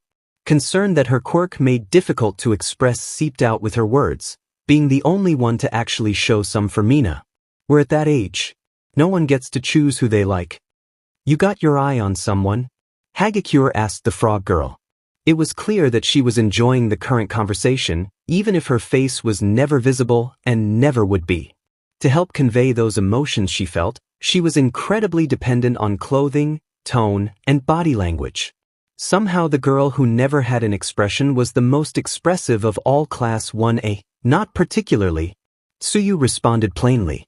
Mina sighed. That doesn't reassure me much. She thanks the various gods that none of these guys knew that she'd kissed his cheek, or she would just straight up die. Her lilac cheeks were an unusual sight for everyone around her. It took a lot to get her to blush. Cute as seeing the pink girl flustered for once was, the group seemed to understand her emotional state right now. I do know there are lots of worse guys to fall for aside from Midoriya though. The dark green girl added on to her statement, sitting up in her desk. Back in the USJ, he was the only reason me and Mineta even got out of that ambush. Ran to help all might despite me constantly telling him not to. Then we all saw what he did with Todoroki. Smiling at the memories that inspired her feelings for Izuku, Mina felt her stress levels simmer down. Her blush was still clear, but it decimated ever so slightly, returning her skin to its normal pigments slowly over time. Hey, I'm not saying I've got a problem with it, Kirishima assured their inhumane-looking colleague with a banterous smile. Nor do I. It's just surprising. 𝐬𝐻 agreed with a nod. Sorry for, why no, hounding you like that. The group began to issue a list of sudden apologies, their various reactions, and prying into Mina's romantic life.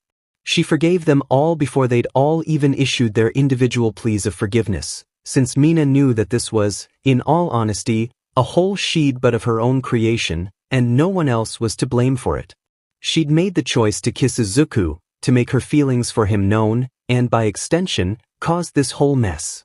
She couldn't blame 𝐒𝐻, Kirishima, or anyone else for noticing it. They wished her luck, and she thanked them for it. After all, she was going to need every scrap of luck she could get. Yo, Pinky! Mina's eye subconsciously twitched when she heard her older brother call her by that damned nickname. Ever since she'd revealed to her family that her hero name was Pinky after her initial idea was shot down, Mika seemed to have forgotten that she ever even had a first name, and just stuck to calling his sister Pinky. It was a limitless source of entertainment for him. He was way too easy to please. Yeah. Mind if I come in? Sure. Her brother opened her heavily decorated door, and stepped into the haphazard mess that was Ashido Mina's room. Cleanliness wasn't missed on her, she just darted from one thing to another far too quickly to ever consider putting something away. She knew her room was a mess, but she just didn't care. As he attempted to open the door, Mika ended up slamming the door into a pile of clothes near the entrance. He had to squeeze in through the gap he had created in order to enter the room. You ever think of cleaning up in here? Mika asked, glancing around, carefully treading between the small gaps of floor he could find. He wasn't exactly a neat freak himself, but his room at least had walking space. The amount of junk around the place was so maddening, he wondered how Mina even got from point A to B without breaking something or herself. No time. What you want, bro? Mina was currently standing over her bed, looking at the selected outfits she'd decided she'd want to wear when she met with Izuku in a few hours. Considering everything, she knew that this was going to be pretty much an all-or-nothing sort of day out. Just thinking about it flustered her. Mika shrugged. Nothing much. Mom wanted to know what you feel like having for dinner. She's trying out another one of those freakin' variants again, so if you chose natto again, I'm gonna melt everything in here. I'll dissolve you if you even try it. Mina grinned in response. She knew her brother wasn't serious, but they had these sorts or back-and-forth spats, mostly as their way of showing affection. They shared a similar quirk, which had led to them having a fairly close bond. Mitch's quirk was called Meltdown, and it allowed him to cause any object he touched to melt, as long as he willed for it to happen. With his sort of quirk, it was a wonder he hadn't been accepted into 𝐸. Still, he expressed pride in his sister for managing to do it, even if he was a bit jealous of her. Well, you gonna answer or what? He asked, his arms folded. Only once he asked this question did he notice that Mina was inspecting different clothes on her bed. All of them were relatively skimpy and revealing, but they did the job well enough. He wasn't unused to seeing his sister go about with a lack of modesty. That was just her style, but he didn't actually know that she had plans. With a joking smile, he asked, "What's with the get-up? Hot date lined up?" Mina blushed. There was no way in hell Mika knew that she was meeting Izuku. She'd guarded her phone with her freaking life since they had exchanged those messages. No one knew about the self-proclaimed date Mina was about to go on with Izuku. Her brother was just teasing. But even so, the fact he was so spot on caused her to erupt in embarrassment. Holy see, you actually do have a hot date lined up? Mika repeated himself with a look of surprise. His lips suddenly curled into a smug grin. My little sister's growing up. For the first time since he had entered the room, Mina looked at her brother with a panicked expression. Her hands clapped together, like she was about to go into prayer, and she bowed her head so her horns were pointed directly at him. Please, Mika, for God's sake, don't tell anyone. Chill, I won't, don't worry.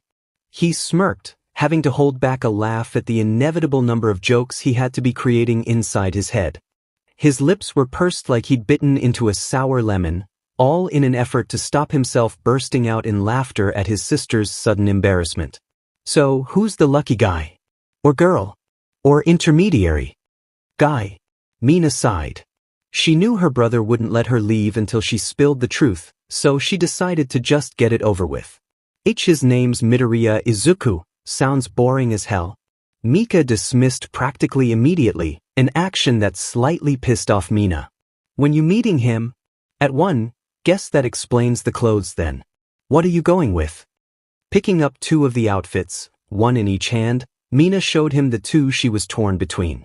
One was a very similar variant of the clothes she had worn when she first went out with Izuku, except the black shirt no longer had the word acid sprawled all over it. Instead, it was completely plain black. That aside, it was basically the same combination of clothes that she'd worn. The next set was a lot less revealing, but gave the same sort of vibe that the previous one gave. It constituted a dark red jacket with white lines going down the arm's length and to her wrists, covering up a plain white shirt. Along with this, there was a dark blue skirt that cut off just a bit above Mina's knees, covering up her toned thighs. Accompanying the outfit was a pair of knee-high white socks that would cover up her calves and shins. I dunno, I like this. Mina held up the first, skimpier outfit a bit higher than the other second choice. But I already met him in something like this. Mika gave her a weird look. Don't ask. Anyway, I like it, but I kinda wanna show I'm putting in some effort to mix it up a little. And this one. She lowered the first outfit and held up the second one. I like it, but I dunno. I don't think red best suits me. Not with my complexion, what do you think? I'd say go with the second one. Mika answered without hesitation. You can wear the jacket around your waist if you're not keen on it, and it'll be good if it gets cold out. Better to have it and not need it. The logic was there, so Mina nodded. Her brother hadn't led her wrong before, so she trusted his judgment and decided upon the red jacket combination, in spite of her previous misgivings about it. She gave him a warm smile. "You always give me good advice." "Well, you always help me when I go on dates with Kiro-chan." "That's 'cause you're useless at picking your own clothes," Big Bro Mina teased, remembering how her brother once thought it was acceptable to go out on a date to a restaurant in his part-time job's messy clothes. She felt the need to confess to her brother the true nature of her meeting with Izuku, if only so he had the needed context. "And this isn't really a date, it's well, I said it was a date, but I don't think Midori fully believed me, so he's not quite your boyfriend yet?" Mina shook her head solemnly. "No, I mean we've hung out, and we're close, and all he lets me call him by his first name, but we've only really known each other for a few weeks. Do you love him?" Another wave of embarrassment made its way throughout Mina. It was so embarrassing to admit it, but she felt like she did. She felt like she had really fallen hard for Izuku. Even if it started out as just admiration and respect, it had quickly grown into something far deeper than that. Something a lot more close to her heart. But to answer the question outright was nearly impossible for the young girl to do. Instead, she tried to answer it without answering.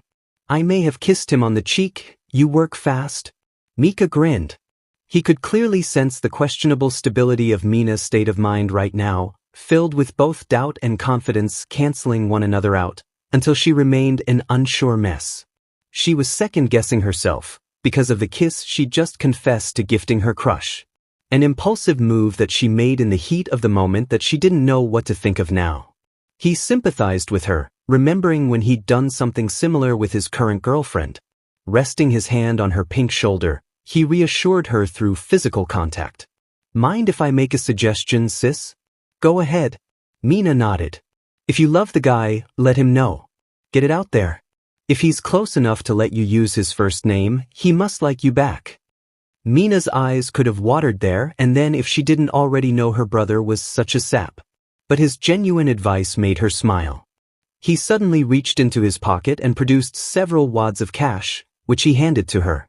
"My sister has a good taste in guys, I'm sure of it, so go out, have fun, come back tonight and tell me all about the new boyfriend, Pinky." Punching her brother's chest lightly as punishment for his nickname for her, and then bumping fists with him, Mina smiled. Truly, her brother might be a perverse game junkie who drove her up the wall at times, but she wouldn't trade him for the world. "'Kay. So, you want me to tell Mom you're gonna be out munching on some dude or something?" If Mina's face hadn't been lilac before, it was now, more than ever. Her entire body began to erupt in the dark color at the implication. Truly, the Ashido bloodline was the bluntest there was in all of Japan. "Emika." Izuku was practically shaking in his shoes while he waited for Mina to arrive. He had been seriously tempted to make up some sort of excuse not to come, to avoid this date in whatever ways he could manage to come up with. This date had been messing with his head all week, making him too flustered to think straight. This date had been all he could think about, and how he could only dread and anticipate it simultaneously. This date. His body went to high temperatures when he remembered that word. This was a date. His first date. And it was with Mina. His clothes once again were casual sorts. This time, instead of sporting the color green, he was now dressed in the color blue, his jacket matching the scheme he was going for, dark navy colored. Underneath said jacket's zipper was his favorite shirt, a white one that had the kanji 4 on it, across his well-built chest. His jeans were a lighter navy shade than his jacket was, leaning more towards neutral blue than any darker shade. Suddenly, he found himself wondering, and throwing himself into paranoid hysterics. Was he underdressed? Was he overdressed? Would his choice in clothing interfere with what Mina had planned? Or was he supposed to be the one coming up with the plan? Did he have enough money on him? In fact, scratch that, did he even have any money on him?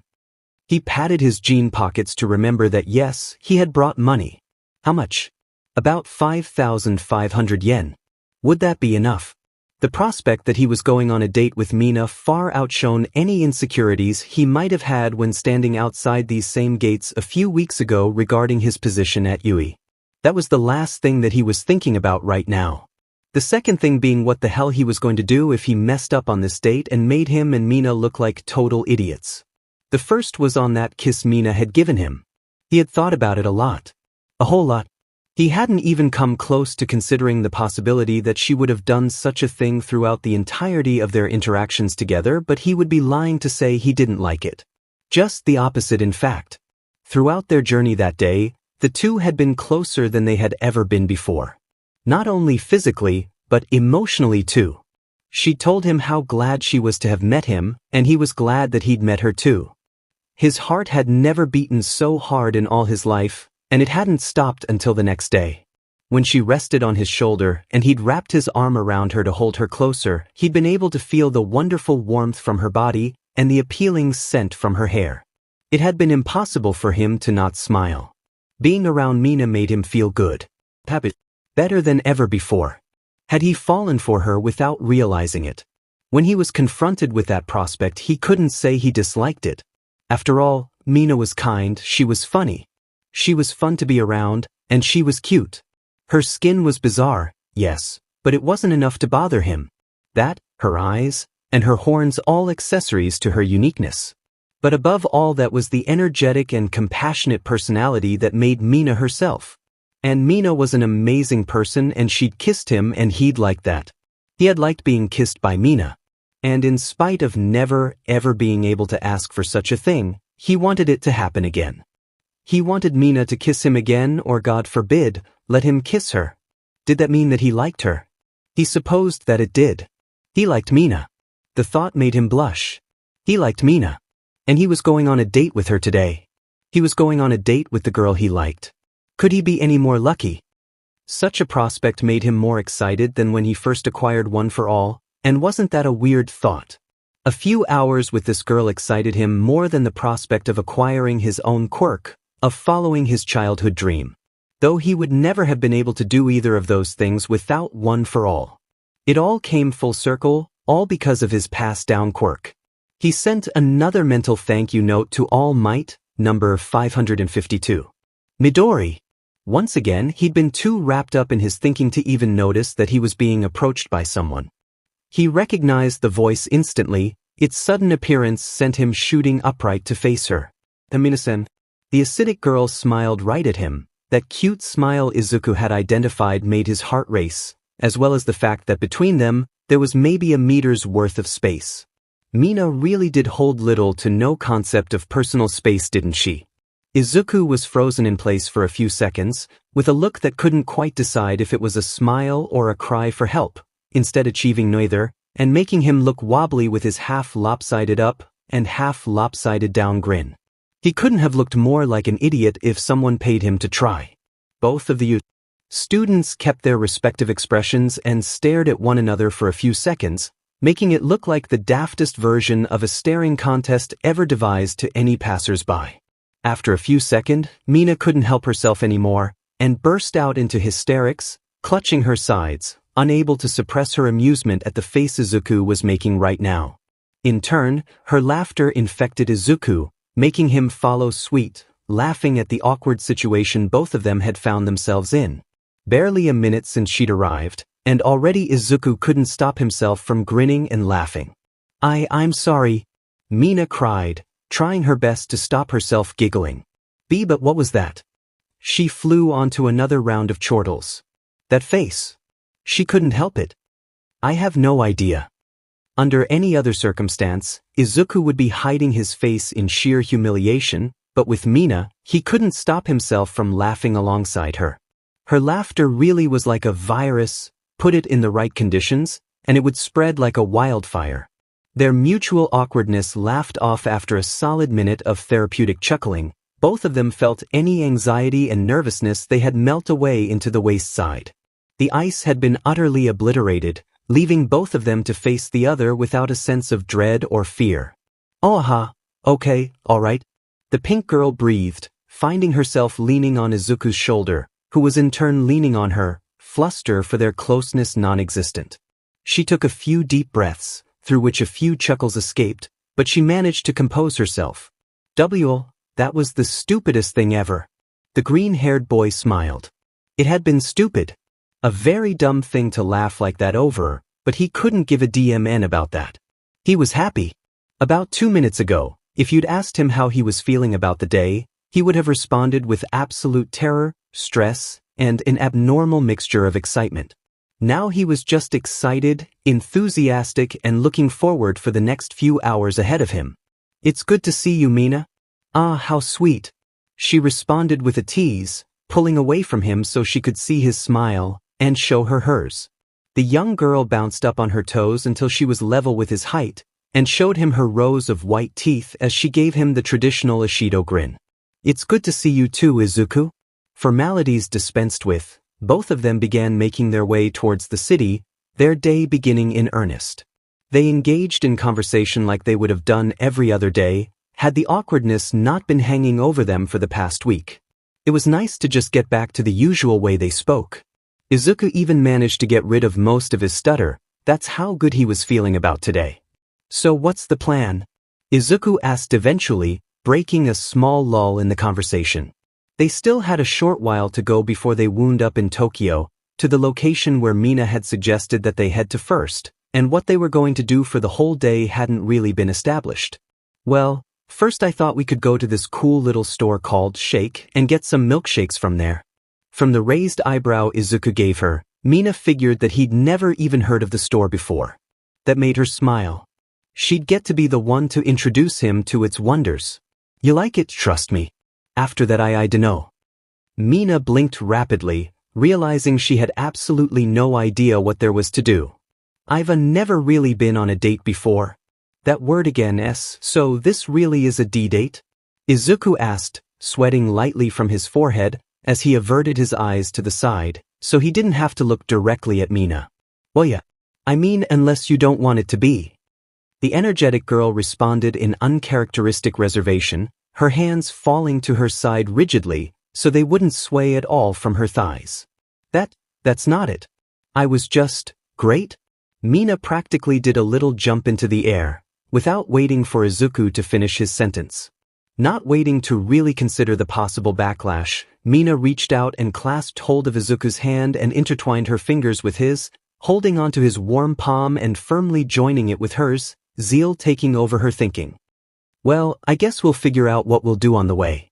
It'll be fun." Izuku blushed, watching the pink and pale hands touch and hang on to one another. He was tempted to pull away in embarrassment if it wasn't for two key facts. The first fact was it was her hand. It was Mina's hand he was holding now, and he didn't mind that at all. Just the fact it was her hand, her fingers, and that it was just her that he was holding, meant that he liked it. The second fact was that, for the first time, he was experiencing real, genuine skin contact with Mina. Even the train ride on Monday hadn't been close to this. That had all been through clothing, but right now, he was being given the simply joy of feeling Mina's skin in his hands.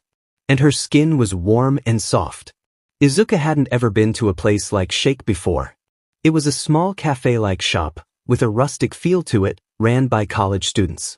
It gave more of an air to a collage dorm room than a store, with its flyers, posters, and haphazard seating arrangements throughout the store, not to mention its small size. Mina appeared to be on first-person terms with the staff, in part, she claimed, was because of her constant visits here. She told Izuku that this was probably her favorite place to get refreshments in the middle of the summer. The staff beamed with pride at her from behind the counter upon hearing this. Milkshakes was what this place apparently was well known for, allowing its customers to select a large variety of candies to be made into a cool summer's drink. Mina ordered one that was made from a chocolate bar called a Bueno, which she said was her absolute favorite. Since he had no reference of what to choose, Izuku ordered one of the same. The creation of said milkshakes involved taking 4 of the chosen chocolate bars, breaking them up, throwing them into a blender, alongside a carton of milk and 2 dollops of ice cream. The next step was to blend it all up and serve it, cold enough to give you brain freeze. Around the 5th stage of this creative process, Izuku began to regret his choices in ordering. Quite frankly, anything involving ice cream, milk, and a candy bar that had some sort of thick cream filling mixed into one, there was no way in hell that this wasn't going to upset his stomach. If this was how traditional milkshakes were made, he was glad he'd not seen it happen before, but here, you could see the vendors preparing everything very clearly. Mina was able to tuck into hers without even the slightest care in the world, already having gotten a quarter of it down her neck before Izuku's even arrived. When his did get delivered to him, He stopped to take a proper look at it. It was a mostly white but slightly gray semi-solid, thick goo type sort of thing, with 1,000 tiny dots, all dark brown, scattered around the mass of it. It looked like some sort of infected desert, which is why it surprised Izuku that the concoction was actually immensely tasty. He'd never even tried something remotely similar, but it tickled his throat, bursting with flavor in spite of the coldness it had. He had to stop for a second to actually comprehend how something that looked like thrown-up paint actually was as delicious as it was. This is actually really nice. Told ya? Mina cheerfully sipped on her own drink. This place is the best. I must come here once a week at least. I can see why. Izuku smiled. Mina had good taste. Somehow that knowledge made him feel a lot calmer about the date. He felt his heart skip a beat, for no particular reason, other than just being here with this girl. With a small sigh, Mina stopped guzzling down her milkshake for a second, taking the straw from her mouth and putting the transparent plastic cup on the table. She then clapped her fingertips together and smirked. So, here's a fun game. What Jew thinks the weirdest thing about me? What? I've spent a ton of time going over why you're weird. Mina grinned. Now I know about your quirk and all, you make a lot of sense to me. You're a bit too polite to bring it up, but no, I don't exactly look like the most typical person around, so you must have noticed something about me you think is odd. Doesn't seem too fair that I've got to remind you over and over how bizarre you are and you're so quiet about me. So, go ahead, fire away. For the most part, Izuku never really even considered her to look inhumane. Unique, yes, but not inhumane. Quirks affected every single person differently, so he never really took any physical alterations into consideration, especially not since he was in Class 1A, where the only typical-looking people there were himself, Bakugo and Yaoyorozu. Everyone else had some sort of physical ailment that made them look unique compared to everyone else, from Kaminari's natural black highlights, Uraraka's finger pads, Kirishama's sharp teeth, and so on. Aside from being impolite, Izuku had just never even really thought to ask. There were things he wanted to know, things he would pry into when his curiosity overrid his brain, but he never really thought about the outward look of Mina as something he wanted to know more about. On further inspection of Mina though, he did have one question he wanted to ask about her appearance. Why, you're sure it's okay to ask? Go ahead, Midori. Your horns, he said. I get the skin color being pink and your eyes being black. That's because of your quirk. That all makes sense to me, but why the horns? How did you get those? Having a quirk like acid, there shouldn't be a reason for her to have horns as a part of her anatomy, yet here she was with them, for no explained reason. If Izuku wanted to know one thing, it was why she had those. Mina grabbed her left horn with the corresponding hand and tugged on it. Oh, these are just from my dad's quirk. He can grow horns out of the top of his head and then retract them. They're a lot sharper than mine though. Guess I inherited them, only blunter. And can't get rid of them. They make conditioning my hair a pain. She smiled. You want to feel them? Izuku blushed. I asked if you want to feel them. Mina repeated, leaning a bit over the table and tilting her head so her extremities pointed towards him. Go for it. So long as you don't yank them out, it's fine. The green-haired boy suddenly felt like he was being asked to do something very, very weird, but he couldn't deny the curiosity he felt. And Mina was offering, right? It would be rude to decline, wouldn't it? That made sense, didn't it? Hesitantly, he reached his right hand out towards the girl's head, lightly tapping the right horn on her head. The yellow addition to her skull felt smooth at the touch, and Mina didn't make any sort of resistance to his actions. He gently ran his fingers along the length and along the curve at the top. On closer inspection, he was able to feel hundreds of tiny dips, rings more accurately, that ran along her horns. They were small indentations though, not enough to notice if you weren't looking for them, still being smooth all the while. In spite of any reservations he might have had in engaging in this sort of action, Izuku wouldn't deny. He did find the affect quirks had on human anatomy to be weirdly fascinating.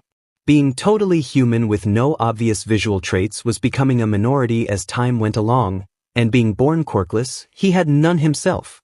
It made this sort of thing, see careful as its hose are sensitive. Izuku stopped, his eyes shot wide open, and he pulled his hand back from Mina's head like he just pulled the pin off a grenade and had about 3 seconds to run for his life. What had he just done? Holy sirpy, his face was burning, scorching hot. Sorry, I'm Mina, I didn't dash.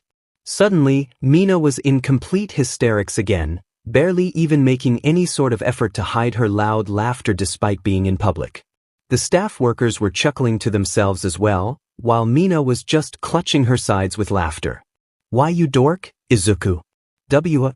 My horns are made of bone, dummy. Mina laughed again, flicking the horn 𝐒𝐿𝐴 had been running his hands along, and hard enough for 𝐒𝐿𝐴 to hear a hollow echo come from them. I can't feel anything like your hands touching them. I thought you were smart. She burst into another fit of giggles. Part of 𝐒𝐿𝐴 almost wanted to feel offended, while he took an embarrassed sip of his milkshake to cool him down. That had been a bit uncalled for, hadn't it? Had there really been a need to trick him like that? But he couldn't help but laugh at the situation himself. Mina probably had been planning on this from the second she asked him to name one oddity about her, of which she had a great many. The two of them made their way out of the store later on, Mina apologizing for her little prank, still unable to suppress the smile on her lips as she did so. 𝐒𝐿𝐴 took it in good nature and told her not to worry about it, that it was okay. He still felt a little embarrassed by it, but the joke hadn't hurt anyone, had it? It wasn't a big deal.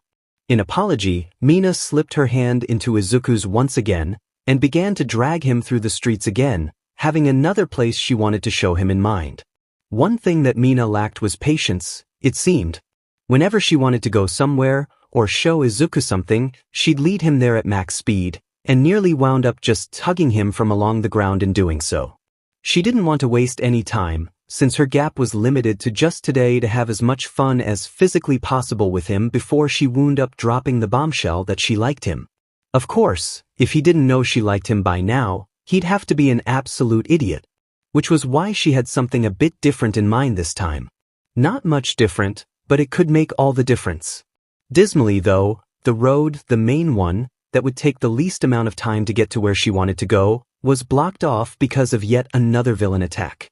Further down the road she could see 3, maybe 4 figures battling it out, but as for where she was, there was a huge crowd of people trying to get information from the police and villain custody squad about when the roads would be open, what alternatives they could take, and statements from the officers that they could give to their bosses. People were all around on their mobile devices, sending text messages or having actual phone conversations to loved ones or workmates, explaining why they were going to be late yet again. Mina groaned and tugged at her hair. Oh come on. How many villains even live in this freaking city? Unlike her, 𝐒𝐿𝐴 was actually enjoying the scene play out in front of him. With his pretty good eyesight, he was able to make out the identities of the heroes who were fighting the villains just a bit further down the street.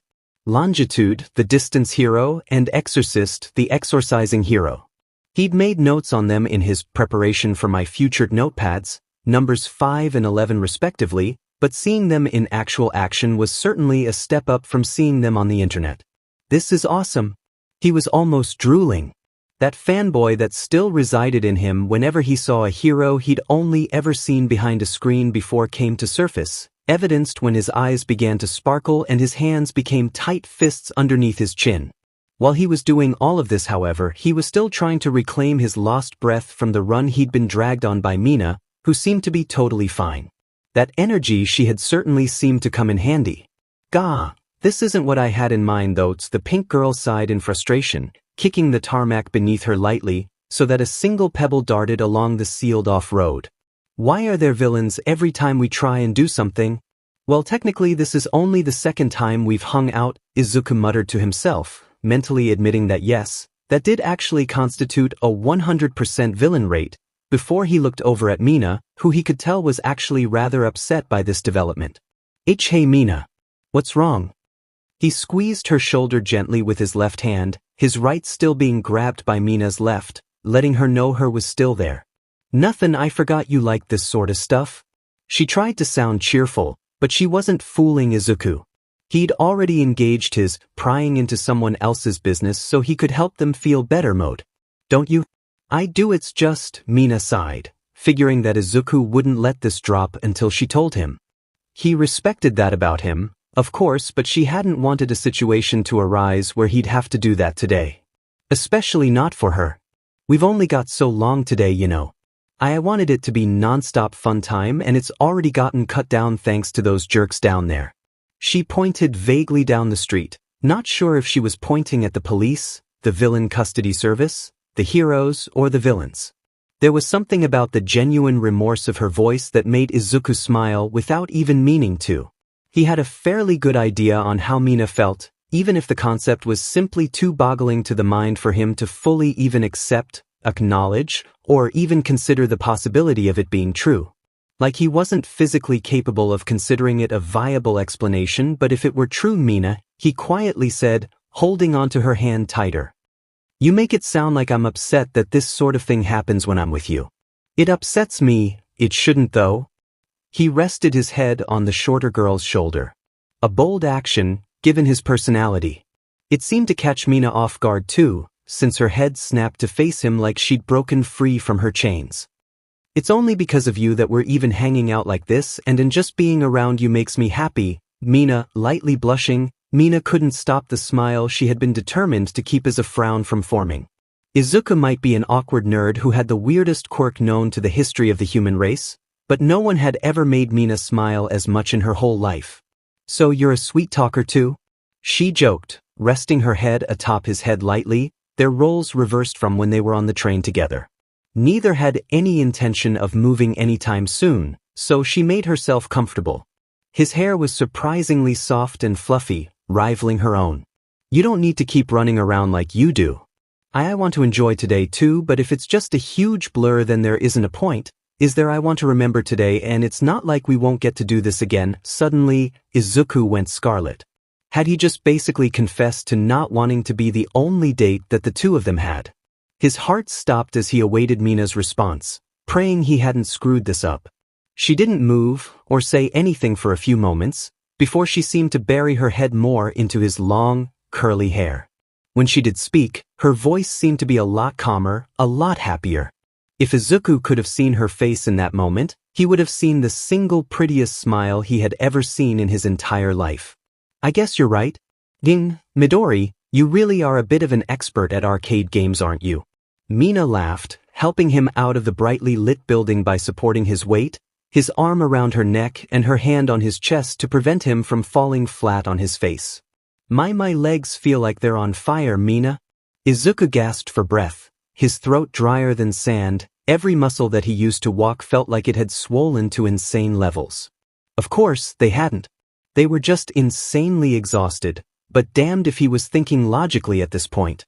As the two of them had waited for the heroes to finish dealing with the villains at the blockade, police had informed the growing group of commuters that a route around the fight had been declared a safe zone, and travel could begin heading down there immediately.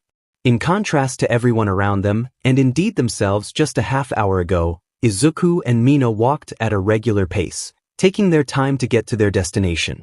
There was no rush. No need to hurry along. Izuku's words reminded Mina that there wasn't a need to hurry along. When they reached an arcade again, Izuku had to wonder if Mina wasn't just looking for revenge for the last time he beat her at a game, until he realized that this was a different store, and it didn't have the game they had played last time. Instead, Mina had pulled him over to the Dance Revolution set, pushed him onto one of the stands, and it was only then that Izuku pieced together just what it was she was expecting him to do. As one would have expected from him, he'd never even touched this game in his entire life, never as much as watched someone else play it, and he had absolutely no clue what the hell he was supposed to do here. He managed to figure out that the game would send up arrows for him to give direction, and on the floor surrounding him were arrows of the same kind. He pieced together that when the command came up on the screen, he was supposed to hit the corresponding arrow with his feet by dancing to the beat of the music. Mina had stood on the other stand, and they seemed to have gathered a bit of a crowd around them while the smirking girl inserted some coins, wishing Izuku the best of luck with a flirtatious wink and a thumbs up. He could have sworn that the only reason this girl enjoyed arcades was because they made the perfect place for her to make him look like an idiot. He had been slow to get the hang of it, having to take a few bad scores before he memorized where all of the arrow pads on the floor were, before to the shock of Mina, he was tearing the floor the hell up. He was actually keeping ahead of Mina's score, and Mina had to have logged in well over 100 hours of this game in her lifetime. He was either a quick learner, talented dancer, or he had a competitive streak when it came to games. Or to Mina. Either way, the adrenaline was pumping, the music playing, and 𝐒𝐿 was getting more and more into the game the more he played. For being so reserved, he was swaying his arms in time with the beat alongside Mina, the pair looking like a set of synchronized dancers as they copied the silhouette of the dancer on the black screen. It was exhausting and exhilarating all at once. 𝐒𝐿 couldn't help but laugh as he and his date tore up the dance floor to a cheering crowd and a high-beat dance track. Unlike Mina, however, his thighs were not as well built, and as such, he'd managed to feel like he'd doused his lower half in gasoline. By the time the dance finished, and 𝐒𝐿 had claimed victory from Mina in another one of her favorite arcade machine games, not that Mina was bitter, of course not, he collapsed on the spot, covered in sweat and barely able to move anymore. Mina had helped him up with an amused smile, and wrapped his arm around her neck to keep him upright. This marked the second time 𝐒𝐿 had beaten her at arcade games she had thought she was pretty good at. She was starting to develop an inferiority complex, she joked inside her head. Come on. She smiled, leading him outside. Let's get you something to drink before you pass out. He wasn't designed for that sort of stuff, but he seemed to have enjoyed it. Though she couldn't think of a situation where she thought she saw someone in more dire need of a drink in her entire life. You're really pretty, Mina, the green-haired boy suddenly said, almost slurred. He was still pretty clearly conscious, and wasn't on the verge of slipping out of it, but he wasn't thinking as clearly as he might normally do, given the adrenaline that had just coursed throughout his veins. Did you just become delirious, Midori? A little, I think, he joked. It didn't surprise Mina. It had happened to her a few times when she first tried it. A few dances in front of that machine and you felt like you could take on the whole goddamn world with one arm tied behind your back and a ball and chain fastened to the throat. But she did like the idea that 𝐒𝐿 thought she was pretty. The concept that someone found her to be pretty, despite every single physical imperfection that she had, was a heartwarming one. She never really put too much stock in her appearance. Since she was a bundle of energy that zoomed from one activity to the other, she rarely had time, nor felt the need to try and doll herself up. It made her smile and giggle lightly at his half-lucid state. Eventually finding a free bench, Mina placed 𝐒𝐿 down, and using the money her brother had given her, purchased a couple of soda cans. One for herself, and one for the very clearly desperate boy. She opened up the can for him and passed it over, which he took and guzzled down his neck nearly in one go. Caffeine and refreshments now in his system, he looked a whole lot livelier than he previously did. His eyes even seemed to burst open wide after he nearly finished his can in one go, like he'd just come back to life. He took a few deep breaths and looked up at Mina, who was quietly sipping on her own drink, amused by the state he was in. Thanks, I needed that, no problem, dance king. In between gasps for breath, 𝐒𝐿 managed to smile somewhat. I don't even know how I did that. I've never even played that sort of thing before. Maybe you've got a hidden dancer in you, Mina suggested, sitting next to him. I guess, since 𝐒𝐿 was beyond done when it came to any sort of physical activity at this point, Mina asked if he wanted to try and find a less physically demanding thing to do for his benefit, which he readily agreed to. He wound up suggesting a bookstore or something a bit more calming. Mina accepted this idea. She was thankful because honestly, she hadn't expected 𝐒𝐿 to go as full speed ahead with his attempt at the classical dancing game and wound up with legs that were one step away from turning into lava. She'd come up with a few more ideas during the travel time, but they were gone now that 𝐒𝐿 didn't seem up to any strained activity. While he was fine with walking now, he sure wasn't going to be able to break into a sprint anytime soon. He apologized for it again and again, but Mina assured him it was no worry, actually finding it really amusing that he was this continuously good at one-upping her. Perhaps he had a hidden competitive streak, especially when it came to her. She vowed that she'd find something she could beat him at someday. They eventually found a large bookstore not too far away from the arcade they had just gone to. And it was large indeed, with 2 whole floors to it, and shelves lined with books of all sorts, from novels, to textbooks, to autobiographies, to manga, light novels and comics.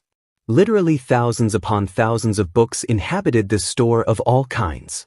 Anyone who knew how to read would find something that appealed to them in this establishment. Mina wasn't even in the slightest bit of shock when Izuku found himself in the section that held all the comics. Somehow she'd managed to guess that on top of generally being obsessed with everything to do with heroes, he'd be a huge comic fan to boot. She just managed to get that impression from him without him ever having to say a word about it. What did cause Izuku some surprise though was to learn Mina had a particular fondness for light novels and manga. Since both sections were basically next to one another, neither of them could attempt to hide their interest in their preferred literature, no matter how loose that definition might be to some. I didn't know you liked this sort of thing, Mina. Izuku pondered aloud, leaning slightly over her shoulder to get a better look at the cover and the pages.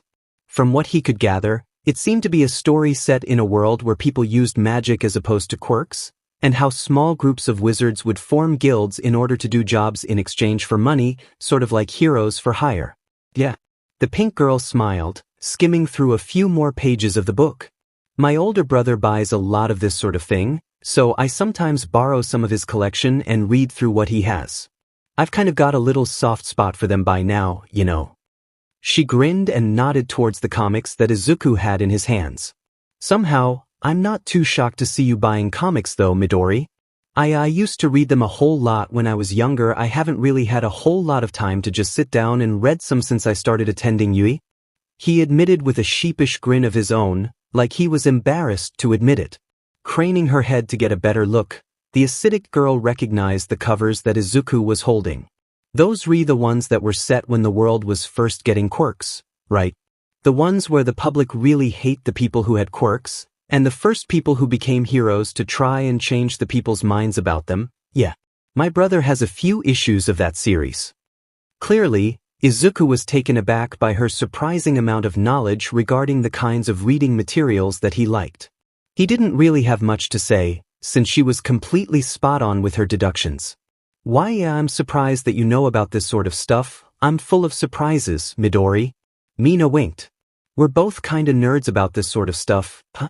Izuku offered to pay for the books, since Mina had been paying for basically everything up until this point. It ended up eating into a large amount of his money, but he didn't really care. With both of them each armed with a bag filled with their newly purchased belongings, they both made their way out of the store and back onto the streets. This time, they had no location to go to. Nowhere that they wanted to really visit. Nowhere they could think of going or anything that they could think of doing. So they just wandered around the city, doing anything that managed to catch their eye. Ending up in a game store at one point, they tried out the free demonstration of one of the new games Mina's brother had inevitably pre-ordered. This time, Mina clobbered Izuku's score into the absolute dirt and then some, and she cheered a bit too loudly at her victory. A few sets of eyes focused in on them, which caused the green-haired boy some distress, not that Mina particularly cared for the looks they were receiving. At another point, they wound up in a record store, Mina insisting that Izuku come over and listen to one of her favorite tracks that she had found. An old pop-rock record from a Korean group, and although he couldn't understand a word of what was being said, Izuku couldn't help but tap his foot to the rhythm of the song and the lyrics of the language he didn't speak. They wound up getting small bites to eat here and there as they explored and enjoyed one another's company. At no point throughout the day did they ever stop enjoying themselves. Eventually, however, they found themselves in a park on the edge of the city, watching the sunset go down.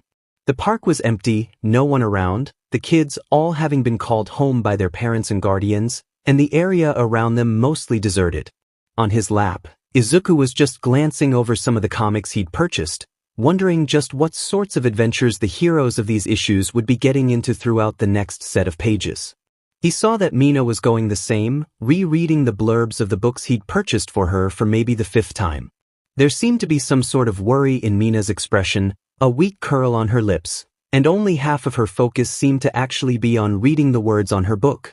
Izuku couldn't see her iris moving whatsoever, rather they were just stationary, like she had zoned out.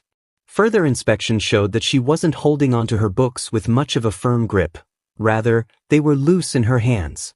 Was something bothering her? Hey, Mina, Izuku said, lightly tapping her shoulder, getting her attention. She tore her eyes away from the back of the book to look at him with a raised eyebrow. Thanks. For today I've really had a lot of fun hanging out with you. More fun than I ever thought I could have doing something like this. So thank you. Mina smiled shyly and looked at her own lap, a faint blush on her face. I'm glad. I'm honestly still sort of surprised that you agreed to do this after what I did. Oh, conversation abruptly dropped then, as the kiss came back into their memories. It had barely just slipped Izuku's mind before Mina had brought it back up again. He didn't know why she brought it up now though. It seemed like an odd thing to do. Was it guilt? Mina, could I ask you something? He asked, a waver in his voice easily detectable. He hadn't been too nervous all day with her, but now that he was, it became oh so much more obvious that it was painful. Mina nodded softly without looking at him. Sure. Ask away. Why did you do it? He felt like he could already predict the answer, egotistical as it may sound, but he couldn't think of another reason as to why she would do that, but he wanted to be sure. He wanted to know if this was for real. Violet made its way onto Mina's cheeks. Her brother had told her that it was best to just get it out in the open, to confess and be done with it, and she'd agreed with him. She'd planned to do this right from the start of the date. All it would take was one push from her. One good, final push. Just a few words to express her feelings for Izuku right now, and it would all be over. She wanted him to know.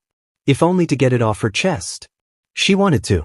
It was because she wanted to, but why was it so hard? How was it possible? How could it be that she could basically cuddle with him on a train, kiss his cheek, spend this whole day with him, and only now get cold feet? How was it possible to even manage that? This day, if there was one thing she'd had planned out from the start, it was that she was going to confess to Izuku that she felt this way about him. That had been the plan from the very beginning. So why now? Fear. That's what it was. Fear or rejection. Fear that Izuku didn't feel like this about her. That he liked someone else. 𝐎𝐻𝐼𝐴 maybe. Or just anyone else. That he'd only come out of a sense of obligation that suddenly, her hand felt warm. Izuku's hand had wrapped itself around hers. She let out an involuntary gasp at this. Usually, her hand found its way into his, not the other way around, but with pink tinting his own cheeks, he'd done it himself. He'd seen her. He'd seen the worry she had. The anxiety. The fear of telling him something that she didn't know how he would react to. Something that she could never know how he would react to. Boundless energy, reckless attitude, carefree personality. It all evaporated in the face of a certain kind of uncertainty. And for Mina, it was this kind. Mina, he said softly, wanting to soothe her worries, but no words came. He didn't know what to say. Even now, he didn't know what he himself would say in this situation, were their roles reversed. He took a deep breath. If this was what he thought it was, then this was going to be the thing that helped Mina find her voice. If not, then it was going to be a very dumb mistake. It's because Mina tried again, feeling the words get stuck in her throat, when she was cut off. She was cut off by Izuku planting a warm, gentle kiss on her cheek, like she had given him previously. Mina had to take a second to process what was happening, before her face exploded into dark lilac. Izuku was kissing her. It didn't last as long as the one that she had given him, and it was nowhere near as impulsive or as forceful as hers had been, but somehow, it felt deeper all the same. Like there was just as much, if not somehow more feeling than Mina had put into hers. Like he'd been sitting on this, for just as long as she had, and had wanted to do this just as much. You can talk to me, Mina? He quietly informed her, and while his cheeks were still a raging red inferno, his smile was warm, soft, and sweet enough that Mina thought her heart was going to melt. It's because I did it because I like you. The words just came out, tumbling out before Mina knew that they had even managed to force their way out of the lump in her throat. By the time she realized what she was saying, she had gone too far to stop herself. I look at you, and I see the most incredible person I've ever met in my entire life. You're just I don't even have the words to describe it. You're an amazing person, Izuku, and I think I fell for you a while ago. She swallowed. I know that it's dumb. We've only known each other for a short amount of time, haven't we? Just under a month, and I feel like this about you. She gripped onto Izuku's hand tightly. I don't want this day to end. Izuku couldn't blush anymore. It was insane. He felt calm. He felt good. He felt like everything in the world was as it should be. He knew how she felt. She liked him too. He could tell her. Now Mina, that day I'm glad my bandages were thrown on so poorly after my fight with Todoroki. I'm glad I missed that train, because if I didn't I may never have gotten to speak to you, to know you, to fall for you like I have. You like me too. I do, Mina. I really do. It wasn't possible for their hands to be held any tighter than they were right now. Both of their blushes died down a bit, leaving only a bit of color on their faces now. They had done it. They had confessed their feelings for one another. It was mutual. Both of them softly smiled, watching the sun set for a few moments. Nothing needed to be said. It just didn't need to happen. They just needed to be there, in that moment, with one another. Their hands together. They didn't need anything else. They didn't have to say anything else to one another. So what happens now? Izuku asked after a few moments of silence, turning to look at the girl he just poured his heart out to, still unable to get the smile off his face. I dunno. Mina replied. I've never really been in this kind of situation before. I don't know what the standard procedure is, but I do know that I want to do this again and again and again. Does that mean you want to be my G-girlfriend? Mina tapped her foot and hummed lightly, pretending that she was taking a serious moment of consideration to her answer. She already knew the answer, and it took a lot of willpower for her to not scream it and throw herself into his arms right there and then. I guess so. She responded with a smirk. Both of them managed to enjoy a good laugh at Mina's joke. The day couldn't have ended better, they thought to themselves. Suddenly, they weren't alone anymore. They weren't facing this world on their own. They didn't have to stand up on their own. They could lean on each other, support one another. It was a feeling of joy that both of them couldn't even begin to thank to other for blessing them with feeling. They remained there for just over another half hour, before they decided that they had to go now, before it ended up becoming too dark. Their hands didn't leave one another's as they stood up, and they didn't separate when Mina took a step towards Izuku. And they didn't separate when Mina pressed her body against Izuku's and hugged him as tightly as she could.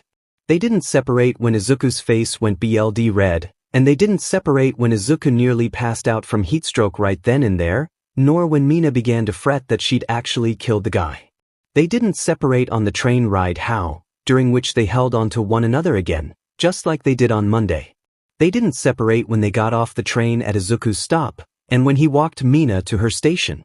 They only separated when Mina had to get onto her train to be whisked away back home, but they did so with the promise that they'd join their hands again soon. And throughout it all, Mina just smiled, non-stop. Bad omen be damned. This day had been nothing but a dream come true. So, how'd it go? Mika questioned her sister the moment he passed by his bedroom door when she finally got back into the house. He stepped to the side of his door, inviting his sister inside his room, characteristically scattered with games and books and all sorts that he collected. Their two younger siblings were downstairs playing on the family shared game system, and their parents were in the kitchen, apparently somehow able to keep the gruel that had been served for dinner down in their stomachs, so there was no chance on being interrupted by external sources. Quickly, Mina entered the room, throwing her bag of books down on the floor next to her where she sat opposite her older brother once he shut the door. She couldn't hide the smile on her face, nor the slight tint of purple that was covering her cheeks. It's good news, isn't it? Mika grinned from ear to ear. He sat down and waited for his sister to spill her guts. Come on, Mina, don't hold out on me. Giggling lightly, Mina told him, I did it. I told him how I felt about him, and he said he likes me too, and now we're dating. She ended with a squeal to her voice, her chest bubbling with excitement and blissful joy. Mika gave her a high five and a laugh. Way to go, sis. Once their hands clapped together, he leaned back slightly and rested his hands on his knees. So, what did you do? What's he like? Oh, did you kiss him? Or did he kiss you? Tell me everything, Mina just smiled. What do you want to know first? Very minor rewrite after I had a much better idea for this story. Sorry to confuse y'all, but I think I have me a far better plan for this. Happy face Izuku wasn't much of a dreamer. Not in the sense of rest anyway. Sure, he had his goals and aspirations that he wanted to achieve, and he'd work like a freaking lunatic in order to reach those goals without compromise. He was dedicated, determined, and focused almost to a fault, always doing whatever it took to get a step closer to his goal of being a hero. Seeing everything as a chance to learn and absorb information from wherever he could, from whatever source. He was a model student and an enthusiast for his chosen career path, and he aspired of that glorious day where he'd graduate, become a sidekick, and finally move on to becoming a full-fledged hero. But in terms of sleep, he didn't really dream a lot anymore scientifically. He knew that whenever he slept, he had a dream, but none of them were ever worth committing to memory, apparently, since they were forgotten the second his eyes opened. When he was younger, he had all sorts of childish fantastic dreams about being the hero next to All Might who would save the day and have everyone chanting his name. He'd dream about attending a school like Yui and learning every single trick in the book about becoming a hero, making close friendships that would last a lifetime, and beginning to forge his own identity. He'd dream about fighting villains and saving people who needed the help, where he expected nothing but a thank you in return. The thing was, though, now that was his life. He was being guided by his idol, attending the world's most prestigious hero academy, had fought villains, although admittedly that one wasn't as glamorous as he'd thought it would be, and was gathering so many new friends that it far exceeded any expectations. Throughout his childhood, he was the kid everyone bullied, made fun of, mocked, or even beat to maintain their own social standing. Now he had so many close friends that he basically liked to consider his entire class a big social group.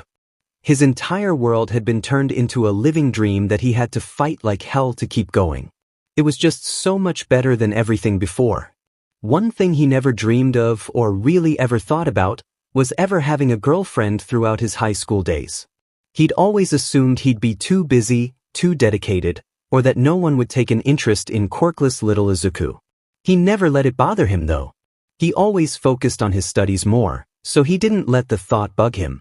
If it ever happened, great, he'd be over the moon if the planets aligned and the luck bestowed upon him, but if not, it was something that he could live with. And now he had Mina, the colorful, cheerful, quirky ball of energy that the entire class recognized as one of their more lively members. The girl who would play dumb jokes on other members and laugh at the stupidest things. The girl who always seemed to be the bright glow in Class 1A, standing out due to her innate unique appearance, and was as much of a standout as she was. There were very real, very human feelings that she had. And she had shared them with him. And he had felt the same. And now yesterday ran through his mind, over and over and over again as he slept, remembering everything that they had done, from him dancing like an idiot and burning himself out while somehow, God knew how, beating her at a rhythm game that relied on reflexes. Seriously, how had he managed this? Selecting reading material and finding out they had similar tastes, or just wandering around the place looking for something entertaining to do to kill some time? He wasn't entirely sure where he developed these feelings from, how quickly they had come into being, but the happiness he felt, the beating of his heart when it fluttered, was something he wouldn't ever be able to replicate. Nor did he know where the courage to kiss her cheek like he had come from, but he was so happy that he had. It had made her open up to him. To confess to him to think a girl like Mina, someone so vibrant and lively, so outgoing and social, and so amazingly cute, had those feelings for meek, nerdy Izuku's cheeks still burned up whenever he thought about their mutual confession to one another. It was still something he was struggling to fully comprehend, or even accept that it had happened. When he got home that night, when his mother asked him where he'd been, and when he'd explained everything to her, he almost wasn't sure if he believed it all himself. It all sounded surreal, almost as unbelievable as a quirk that could be passed down. His mother had certainly been overjoyed though, weeping tears of joy, and asking 1,000 questions about the new girlfriend Izuku reported to have. She must have dehydrated herself 4 or 5 times during their conversation. Izuku just couldn't believe it all. It all seemed too good to be true, but it was. He had a girlfriend now. And it was Mina. No, Izuku didn't dream about the childish things like superheroes and superpowers anymore. He was living that dream now. If anything, a dream of one of those things would be tamed compared to the real thing. But he did dream about Mina. He dreamed about every aspect about her.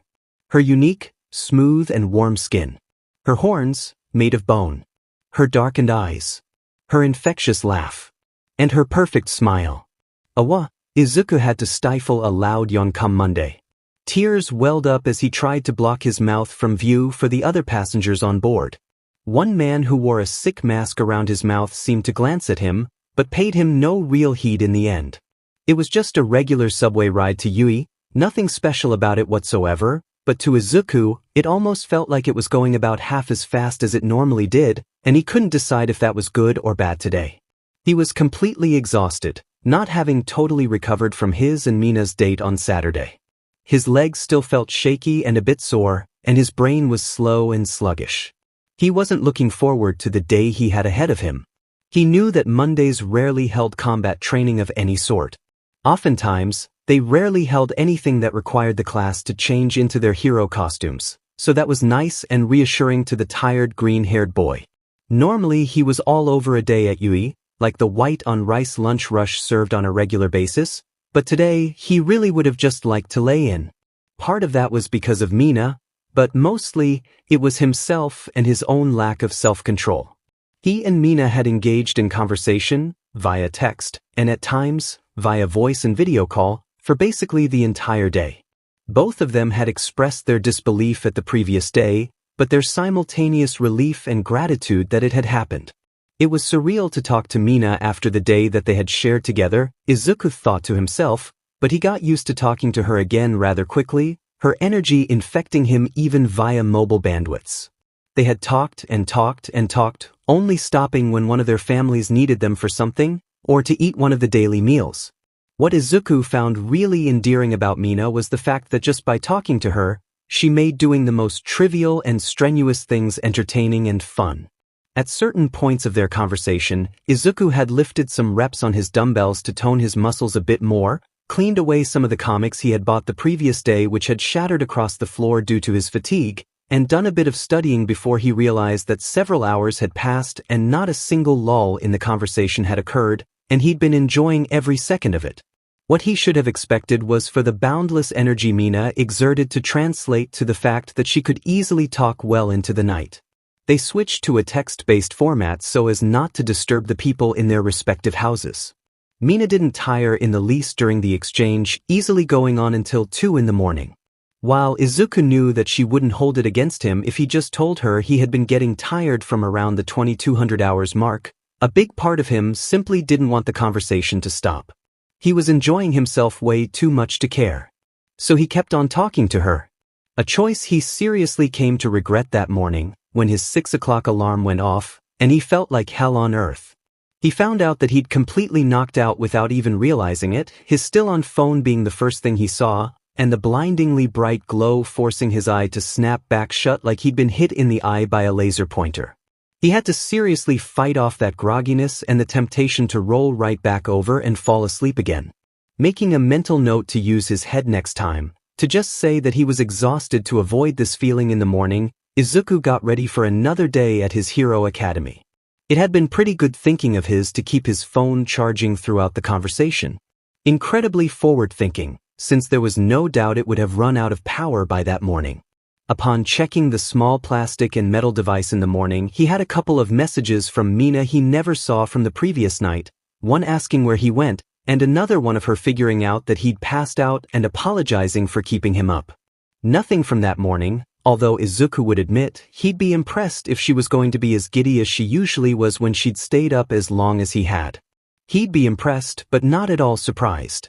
Somehow he got the feeling she did this fairly often. Everything aside though, it was a pretty average morning for Izuku. He'd purchased a bottle of inexpensive carbonated drink to try and wake him up, not that it did much good. On the train, while he was beyond exhausted, he didn't fall asleep, and he followed his normal pattern. He checked the news for any stories relating to heroics, finding an interesting article about a quirk that allowed its user to create miniature canyons by touching any surface, which for some reason acted as a slash-type attack when used on a living being. He made a few notes about it in his memory, planning on sketching them down in his notebook when he eventually made it to class, noting the strengths and weaknesses such a quirk would offer its user. Nothing extraordinary happened outside of that though. It was a fairly average news. Day, a few clickbait ads wrapped up in sponsored content, and story about MT lady arresting a 3-man group trying to rob a supermarket. The images the media published typically less than decent when it came to the gigantification Quirk user.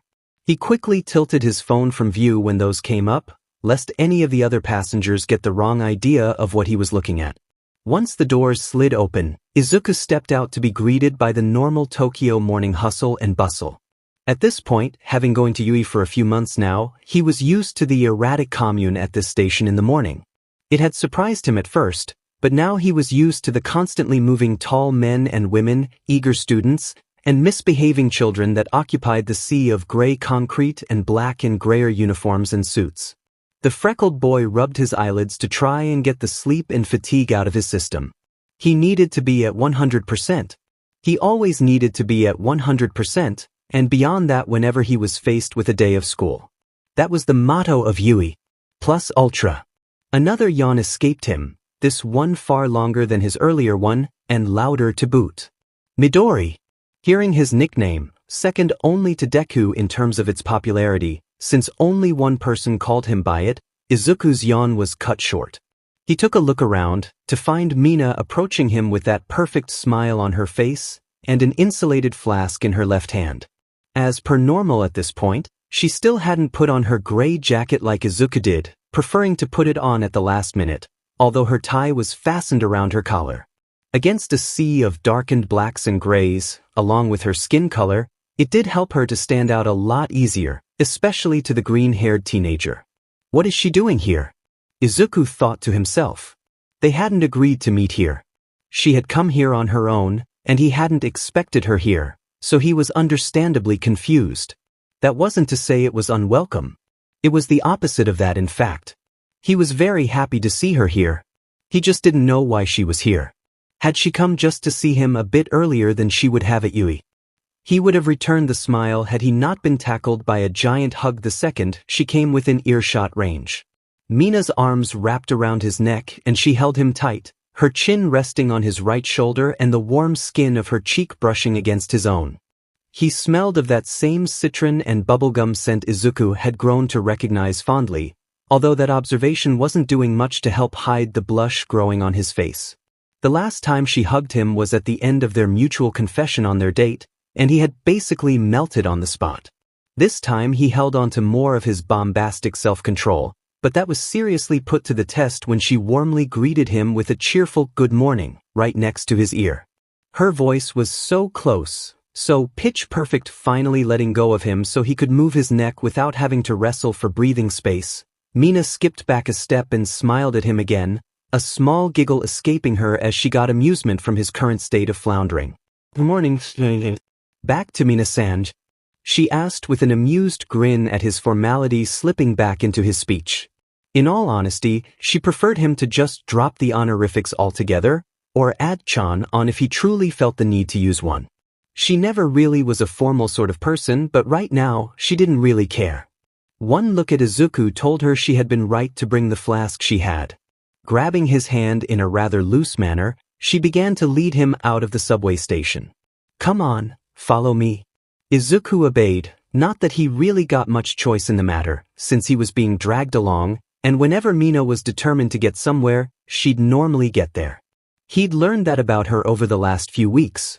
Once outside of the subway station, leaving behind the humid air of the underground station and rose up into the cooler air and the slightly less crowded Tokyo streets, that were still as busy as ever, just less compressed into a small area, Mina continued to lead him further away from the city, a bit closer to you.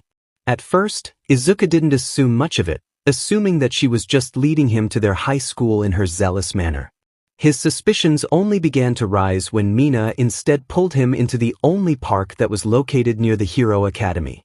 It was a rather large park, with footpaths and a water feature that had preserved an ancient traditional bridge and kiosk over the water, in the olden days of feudal Japan, the time before quirks. Inside was also a playground for the younger children to play in. Around this time of day, it was normally empty, excluding any park attendants that happened to be around. "Mina, what are we doing here?" Izuku asked, glancing around the place for some sort of inclination as to what they were supposed to be here for. Unless Mina just felt like taking a convoluted route to the school, he came up with nothing. Truly, he was confused. Eventually, they reached an old, wooden bench that had been preserved thanks to metal framing applied on the supports over the course of time. Slipping off her backpack, Mina sat down and motioned for Izuku to sit next to her. Though still unsure and uneasy, Izuku did so, now too curious to not see where she was going with this. They had, maybe a half hour before they actually had to be there for lessons to begin. He was willing to lose a few minutes to see what she was doing here. You always arrive super early, I had to get up at 5 just to beat you here. Mina told him with a smile as she began to twist the flask open, moving the large black cap clockwise and the metallic, insulated cylinder counterclockwise. Upon separation, a huge bellow of steam burst the top of the now exposed inside of the object, a strong scent of coffee attacking the senses. Mina passed the back cap to Izuku, it being large enough to act as a cup, and poured him out a helping of the strongly caffeinated drink. Thought you might want a little pick-me-up before we got to you. I kinda kept you up until you knocked out, so this is kinda me saying sorry in a way. Izuku wasn't the biggest fan of coffee, if he was honest. He would drink it, but he wasn't entirely keen on things that were bitter like coffee was. He'd rather drink water. Still, the sentiment was there from Mina, and he appreciated it, so he took the dark liquid to his lips and began to sip.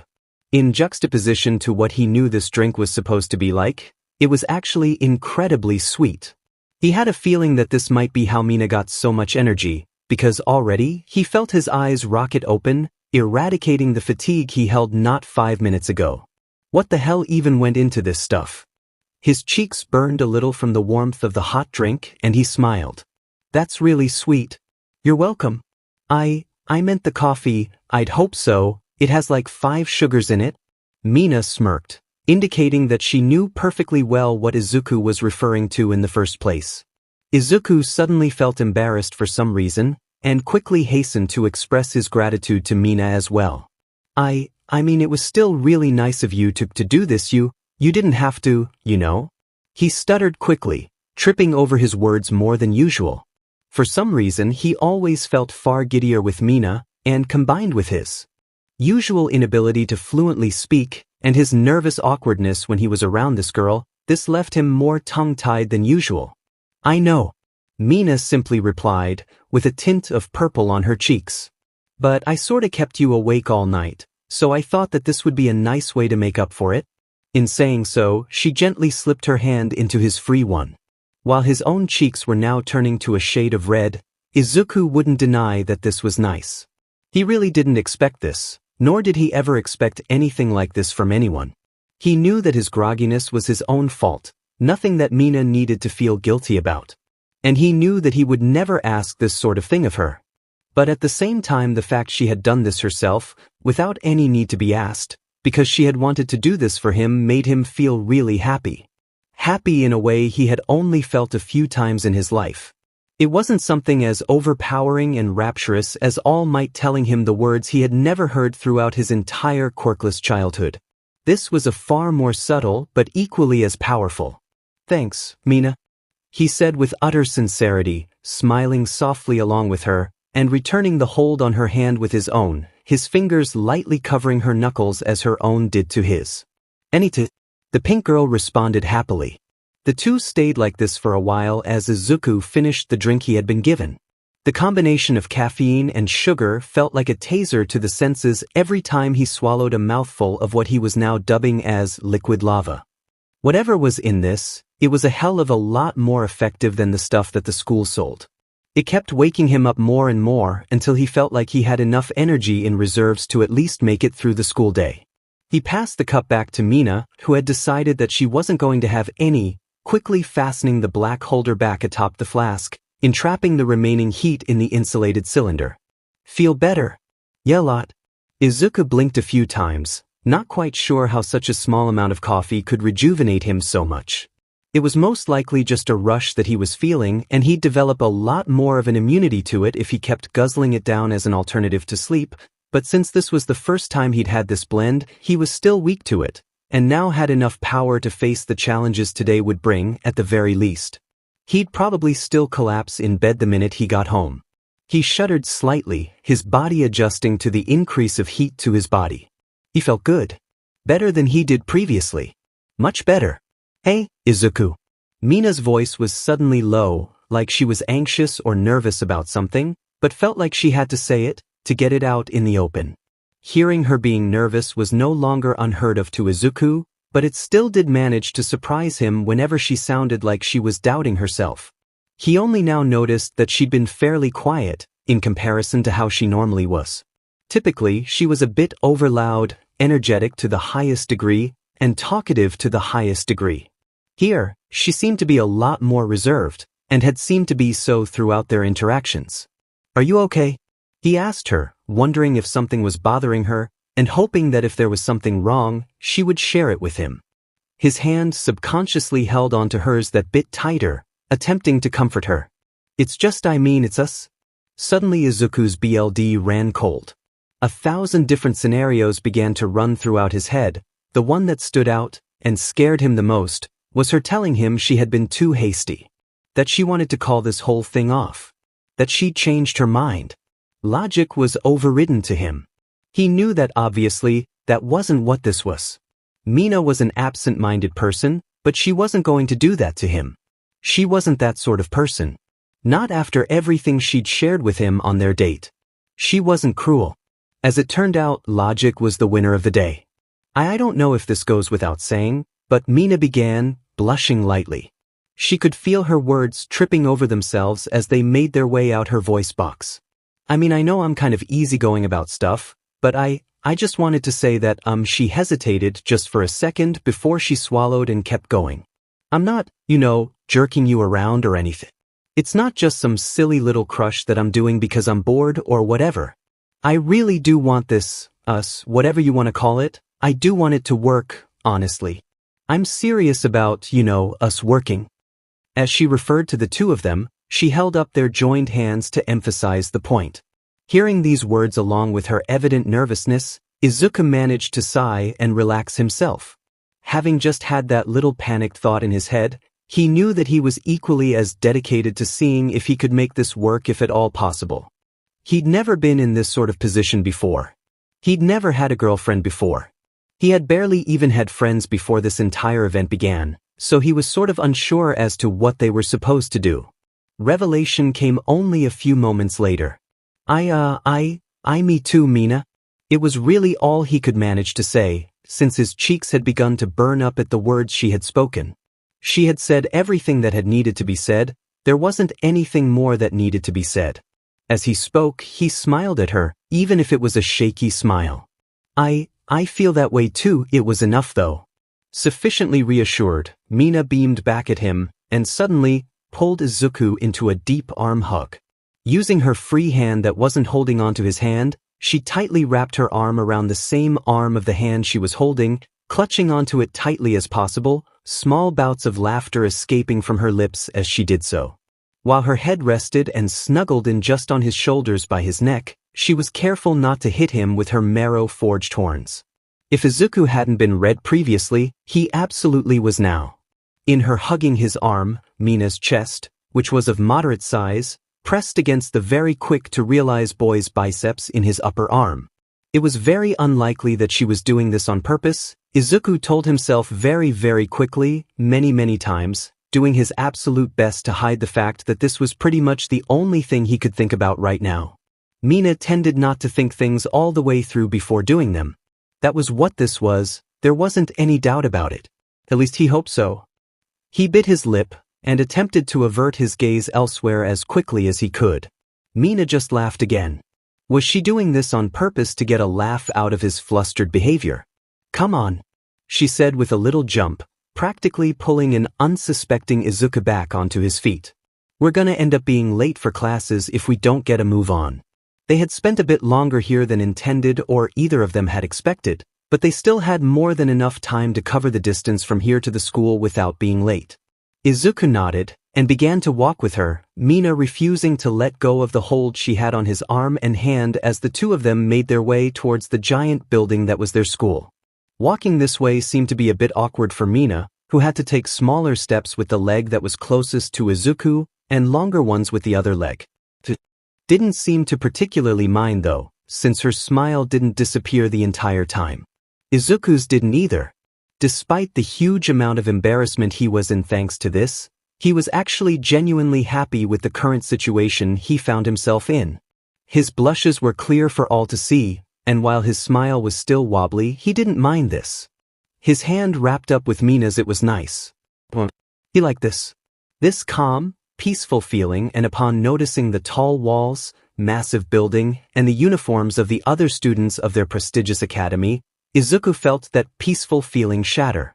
How the hell were they going to explain this to everyone else in class 1? You okay, Midori? Mina asked, tilting her head slightly. You look pale. I just thought, Izuku gulped, taking a sharp breath before answering. How are we going to how do we tell the others about this? It only just registered to her then that Mina hadn't even considered this part of what would happen. She hadn't thought this far ahead. Of course, Izuku would have done. He was awkward enough as it is, and he preferred to avoid direct attention being called to him, so this, given some of their classmates' personalities, could be a recipe for him winding up flustered as all hell. And she might have told possibly some of the worst people last Friday about her feelings for him. Well, we aren't going to need to tell 𝐎𝐩𝐢𝐳, Ashui, 𝐬𝐫, or Kirishima, I can tell you that much. Why? I may have already told them. Izuku very visually froze this time, and it looked like his eyes somehow bulged out of their sockets before returning to their natural positioning. What? Not that we're, dating or anything. Mina was quick to reassure Izuku, seeing the clear panic that was running through his brain. Just that I liked you. They sort of figured it out on their own. That seemed to calm Izuku down a bit, since none of them would actually know that they were now a couple, but he quickly went into some sort of incoherent muttering that Mina couldn't understand, despite being right next to him. She heard the occasional name or action sometimes. She couldn't help but awkwardly smile at her boyfriend's mumbling habit. Ashui was a seal trap. If she was asked to keep something quiet and personal, she'd do so without question. She wasn't some sort of chatterbox and gossip regarding feelings that people would rather she didn't gossip about. That was a safe assumption to make when it came to the frog girl. Izuku was confident that she wouldn't spread anything around. Everyone else, though, that was another story. 𝐎𝐻𝐸 and 𝐬𝐫, Izuku barely knew either of them, but from what little he did know of them, they seemed rather sociable. Were they the sort of people to spread rumors? Well, they already figured it out according to Mina, so it wasn't like no one else couldn't have put two and two together. The worst of this had to be, without a doubt, Kirishima. Izuku liked him well enough, and considered him to be a friend. The issue there lied in the fact that Kirishima was, in turn, pretty good friends with Kaken, and was fully aware of the rivalry between the two.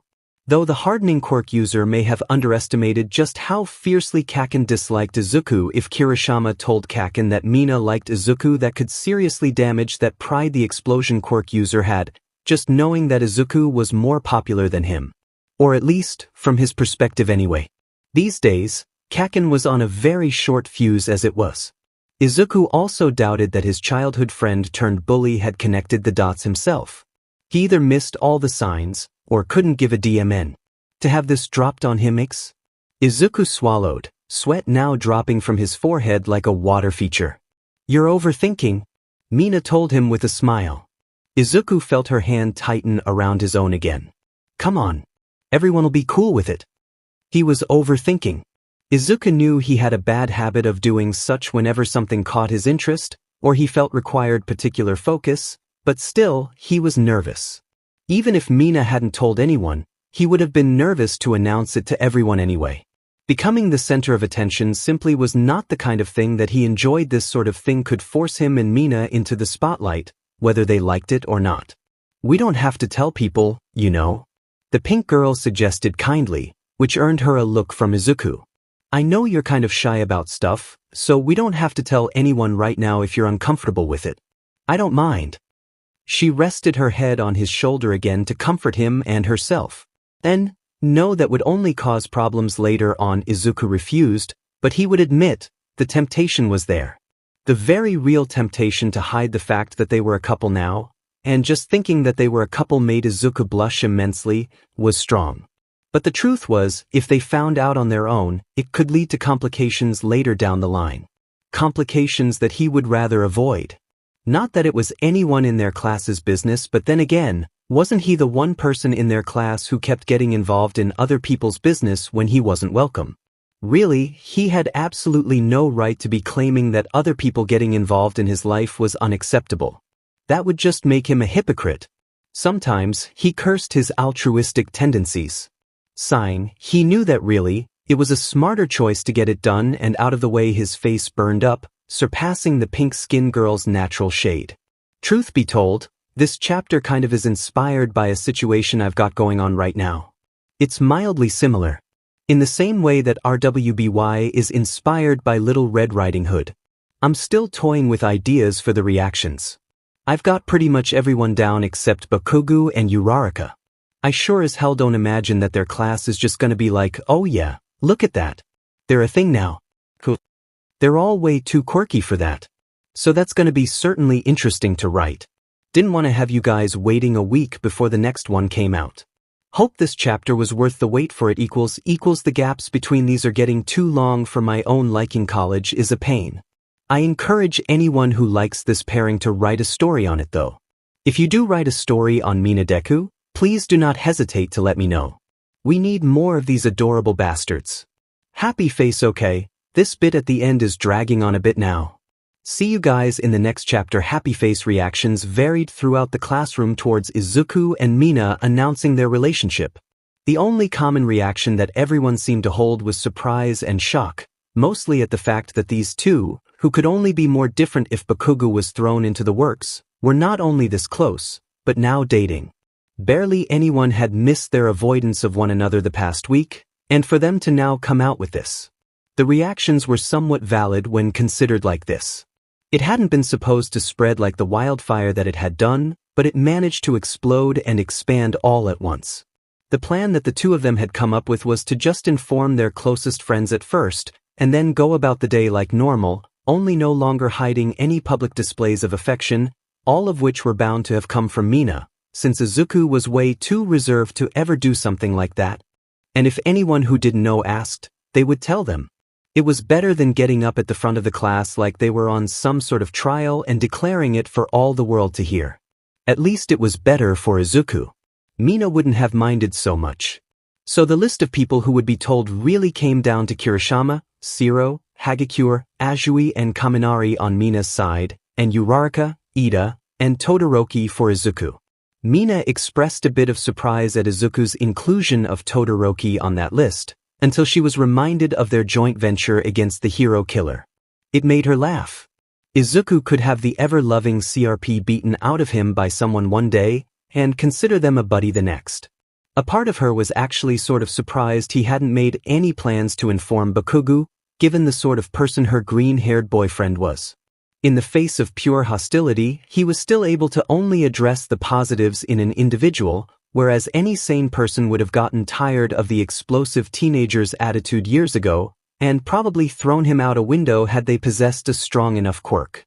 She was thankful that Izuku wasn't that suicidal or cocky enough to tell his childhood friend/bully.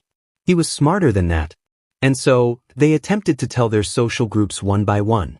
Since Uraraka hadn't arrived at the room yet, and nor had Bakugo or Kaminari, that left a smaller list of people that they had to inform right out of the gate, which in a way, made things easier. For Izuku, the first person he spoke to was the half-hot half-cold quirk user, since Ida was busy with his class president duties at the time they made their way into the classroom. Todoroki's reaction ranged onto the lower end of the scale, showing more an indifference than anything else. His expression barely changed, not showing really any sort of surprise. The only slight change you could see was the fact that, on the burned side of his face, his eyebrow raised slightly. Is there a particular reason you felt the need to inform me of this, Midoriya? He added a particular emphasis when referring to himself, which did indicate a small amount of intrigue in the quirk inheritor's choice to trust him with this knowledge. His question almost bordered accusatory, like he thought Izuku was attempting to get a reaction of sorts from him. Izuku quickly shook his head, and desperately made arm flailing to try and get Todoroki to please lower his voice, since he had made no effort to adjust his volume when speaking back to him. We're just trying to tell people we're good friends with, so it doesn't explode? And you seriously think that telling 𝐎𝐩𝐢𝐴 of all people is a good idea in that situation? The hair-colored boy asked, pointing behind 𝐒𝐿𝐼𝐻. Located a few seats and rows away, Mina had evidently told the transparency quirk holder about the relationship that the two of them shared. Excitable as ever, 𝐎𝐻𝐻𝐢𝐴 had presumably clasped hold of Mina's hands, honestly, with no visible anatomy, it was difficult to tell, and begun to jump up and down on the spot like an excited child. Not exactly subtle. Only able to nervously laugh, 𝐒𝐻𝐻𝐼𝐻 had to concede that Todoroki made a strong case. Still you consider me a friend? Todoroki questioned, his expression relaxing somewhat. Given the drama and heat of combat the two of them had engaged in, 𝐒𝐻𝐻 was taken aback that Todoroki needed affirmation that this was indeed the case. Once 𝐒𝐻𝐻 confirmed that he did, the scarred teenager seemed to allow himself to smile lightly. A rather rare sight, since he barely wore much expression at all, given his stoic personality. Thanks for trusting me with that then, Midoriya. I appreciate it. Good luck to you too.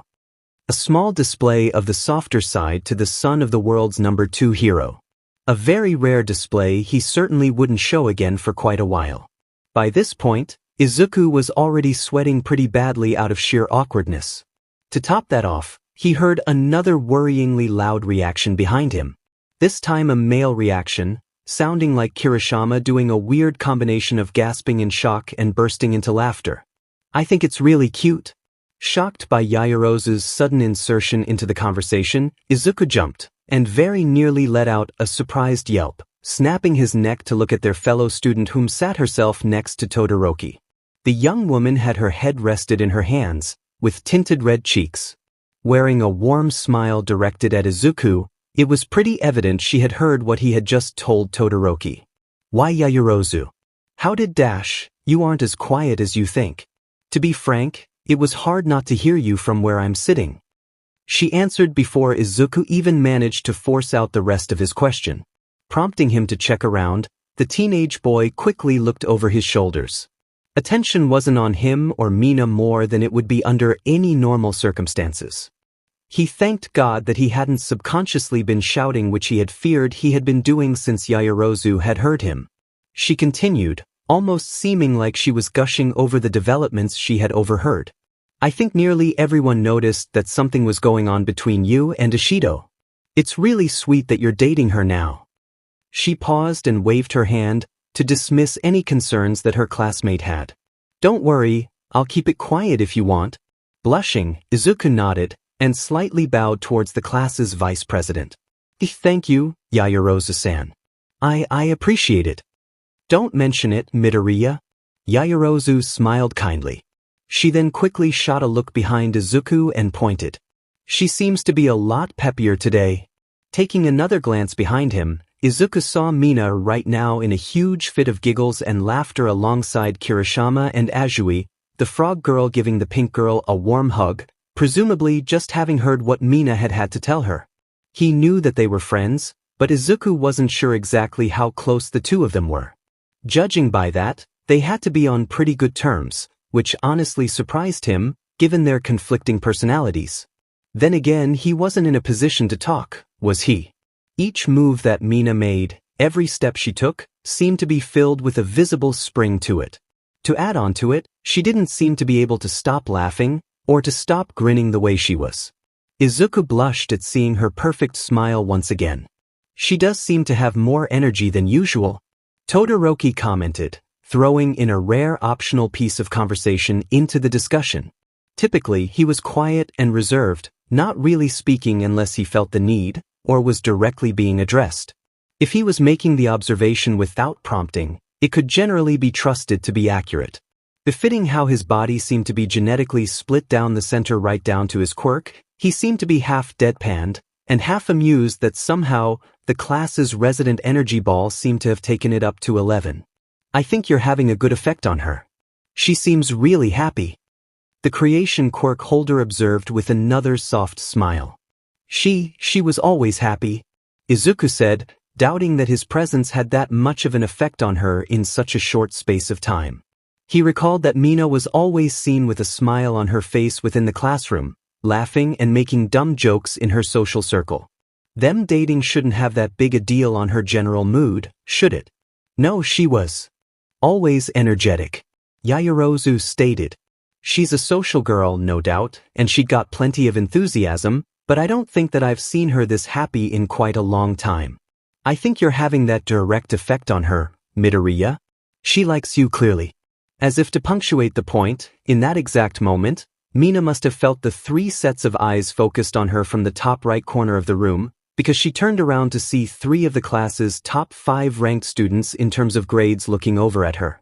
Under any other circumstance, it would have creeped her out, but since she knew of Izuku's plans to tell Todoroki about their relationship, she came to the quick and correct conclusion that he had informed him that 𝐎𝐬𝐬𝐲 either overheard or just guessed, and they were discussing the 2 of them.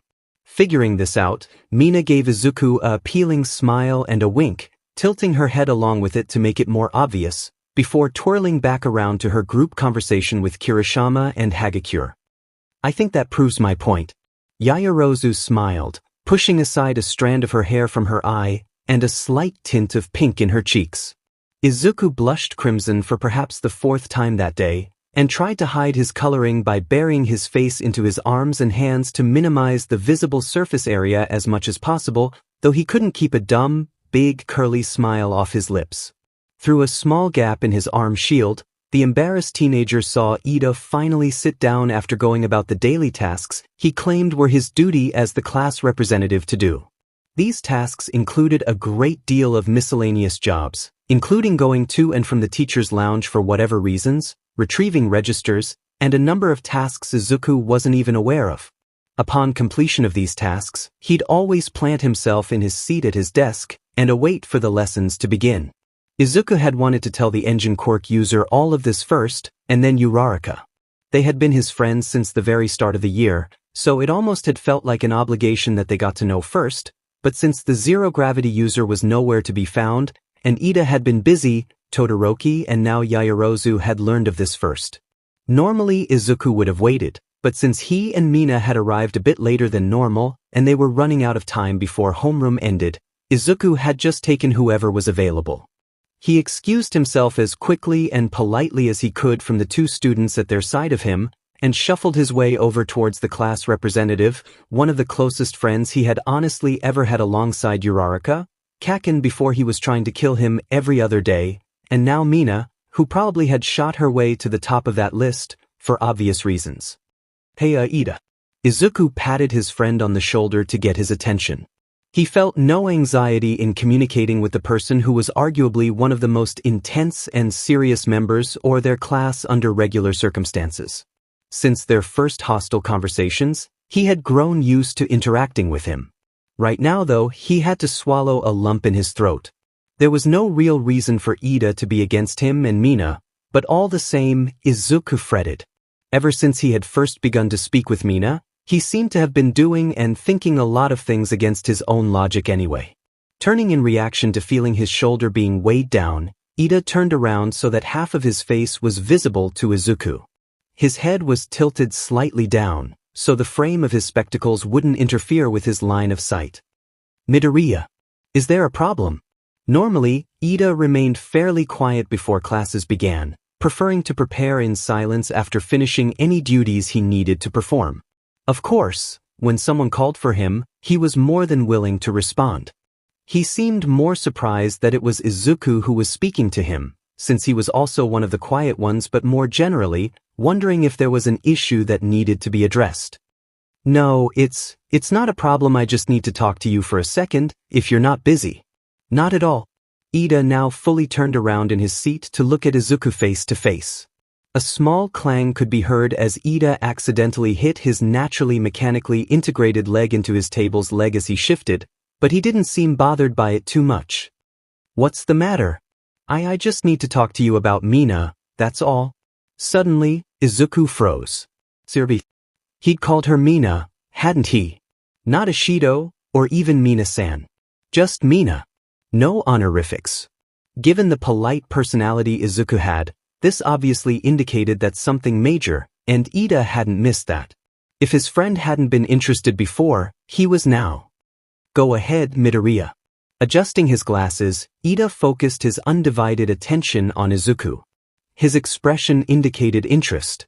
Only a week ago had he learned that Izuku and Mina were on friendly terms, and that had been followed by 4 days of them being as awkward as humanly possible around one another.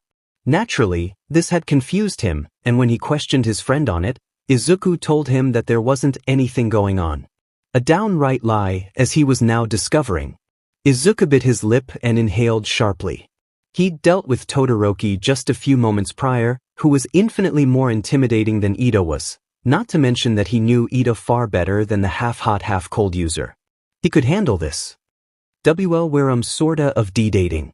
It came out easier this time than with Todoroki, but Izuku still felt himself sweat, for a reason he couldn't explain. Before his friend even had the chance to respond, or even fully comprehend what he had just heard, Izuku flew into a flurry of explanations and qualifiers to the statement, accompanied with widened eyes and frantic hand gestured, being what a frag grenade was to stealth, justifying himself and why he was even telling Ida. This only happened really recently, last Saturday actually. We didn't hide anything. I mean, I sort of liked her before. No. That's not anyway. W just thought it might be smart to explain to our closest friends, and you've been such a good friend to me that I wanted to let you know, so you would understand my erratic behavior, and, Midoriya, relax. Ida halted the rambling with an upraised, open, flat palm, indicating for the green-haired boy to stop speaking. Izuku obeyed immediately, slapping his hand over his mouth to stop his jaws from unhinging and letting out the verbal vomit that he was holding back. Taking off his spectacles, and cleaning them with his uniform sleeve, Ida requested, "Run that by me again." To the engine user's credit, he didn't pry too much into the private details, not that anything had happened between him and Mina Izuku wouldn't mind sharing. Instead, he listened carefully and intently, not interrupting once, only interjecting at the end to gather some details that he had been unable to hear. For the most part, Izuku had been coherent at the very least, and had managed to control his stutter a lot better than normal, but he still felt like his knees had been replaced with bed springs. Once he had the full story, surprisingly Ida smiled. "I must admit I'm shocked," he confessed. "It appeared to me that you were the type who would attempt to avoid relationships while training to become a hero. I misjudged you once again, Midoriya." For a second, Izuku wasn't sure if he was being insulted or complimented. "Though I will confess, I am surprised that you have chosen to establish a relationship with Ashido. I didn't think you would be interested in someone like her." The glasses-wearing student nodded firmly and smiled. "I thank you for informing me of this. I value your friendship as well, and I'm pleased to see that the feeling is reciprocated. Your faith in me isn't misplaced." Relief and pride swelled through Izuku in that moment, and he was glad he had made the choice to tell Ida about him and Mina. All the same, a huge chunk of oxygen made its way out of his system as he sighed in relaxation. "Thanks, Ida. Are you serious?" "Midoriya." Izuku nearly leaped through the roof in shock at such a sudden calling of his name. It wasn't an angry call, nor was it one of jealousy or demanding. It really was just a call of sheer shock and surprise, disbelief, like the ability to comprehend was impossible whatever the subject matter was. Quickly turning around, and nearly knocking into Ida in doing so as quickly as he did, Izuku was faced with Kaminari, who had apparently made his way into the classroom and, judging from how Mina was literally trying to pull him back and throw a hand over his mouth to make him shut up, had just heard from her about their relationship. Kaminari wasn't the sort to act out of malice, and it seemed incredibly unlikely that the electrification quirk user was genuinely jealous in a conceivable manner, but when presented with shock or surprise which made him descend into panic, he had a bad habit of acting without thinking, prone to making irrational choices that he later came to regret. Right now though, he wasn't thinking. Combining that with his lecherous attitude, well, he wasn't anywhere close to being on Minade's level quite yet, but it was enough for this reaction to come out of nowhere. There wasn't even the shadow of a doubt what was going to happen in Izuku's mind, which was now racing to come up with a way to prevent this disaster from occurring. Every set of eyes in the classroom were on him, Kaminari, and Mina now. He could feel them burning into his skull. None of them had any idea what was going to happen if Izuku didn't get this guy to shut it. His mind raced from just straight up bailing from the entire school premises to throwing his classmate out the window behind him, and every single action in between, no matter how awkward that it might be for him later down the line. Resorting to some sort of compromise his brain had filtered and decided existed, he threw his arms into the symbol of an X and tried desperately to get his blonde classmate to quieten down. He wound up hissing himself, to try and get across that he wanted the boy with the natural lightning bolt highlight to please, for the love of God, to shut up. Kaminari, please keep your voice low. What's wrong with you? 𝐬𝐢, the person Kaminari was seated next to on the class register, flatly asked, with a curious eyebrow raised in Izuku's and Kaminari's direction. Her normal expression was otherwise unaltered. You're acting like a bigger idiot than normal. You haven't heard. Shut up, Kaminari. Mina strained, trying her damnedest to pull away the idiot by his collar while Izuku pleaded with him in frantic gestured and hissed messages. Heard what? Midoriya and Ashido are dating, that's freaking what?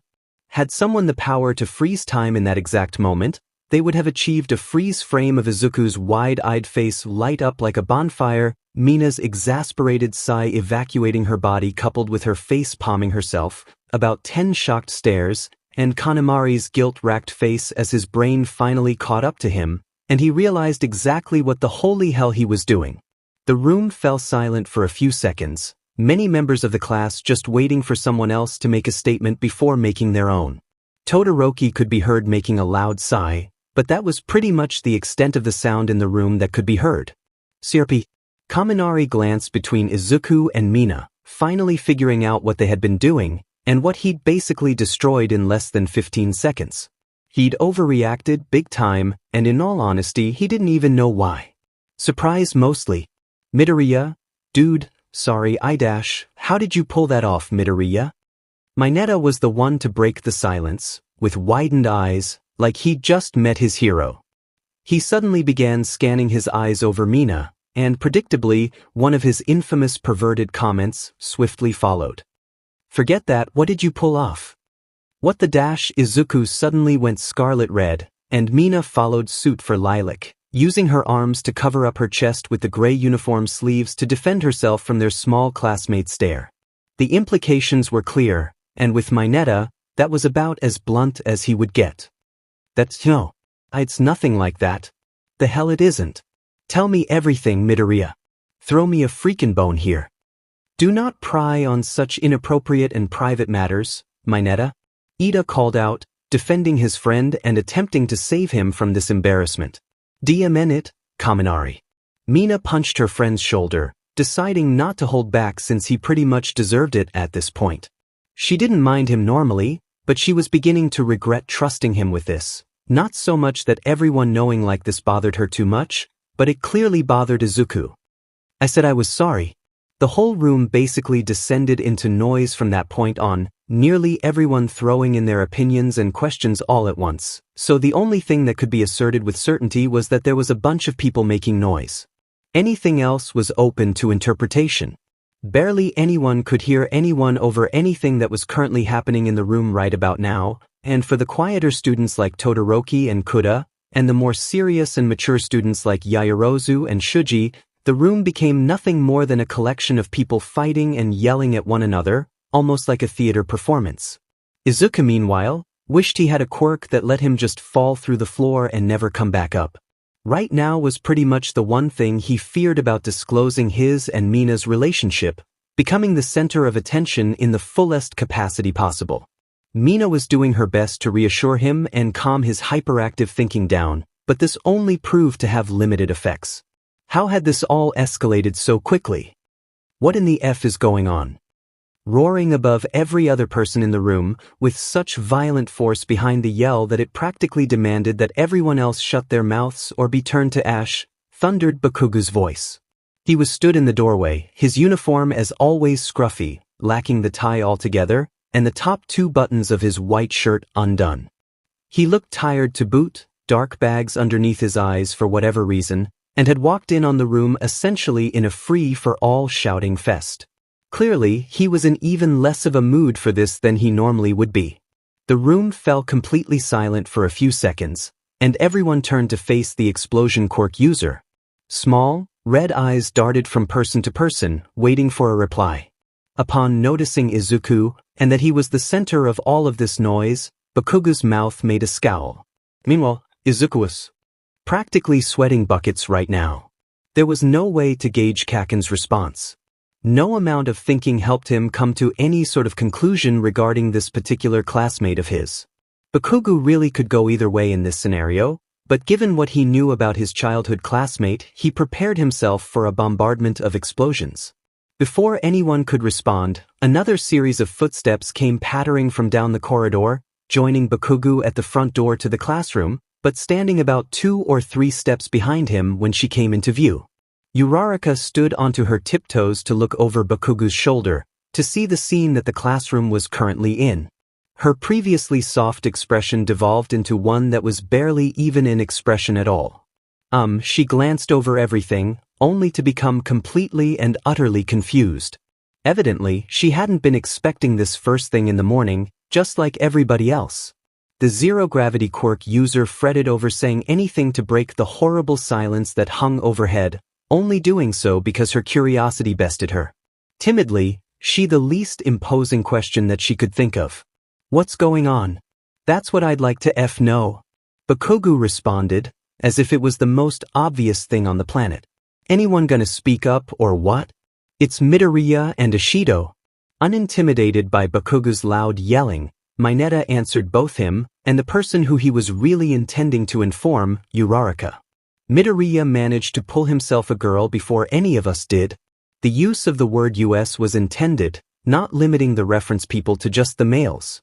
Mineta of all people wasn't about to rule out any of the girls getting girlfriends. God knew that he'd have fun if that were the case. Once more, Mina really wished that Mineta just stopped speaking. At all times. Did he even give a DMN about the bad BLD between Bakugo and Izuku? He had seen the fight the two of them had during their first combat training session, hadn't he? And even if, somehow, he hadn't figured out their relationship yet, had he not even gauged Bakugo's personality at all yet? In a twist, the one who showed the most obvious reaction, one of clear shock, was Uraraka.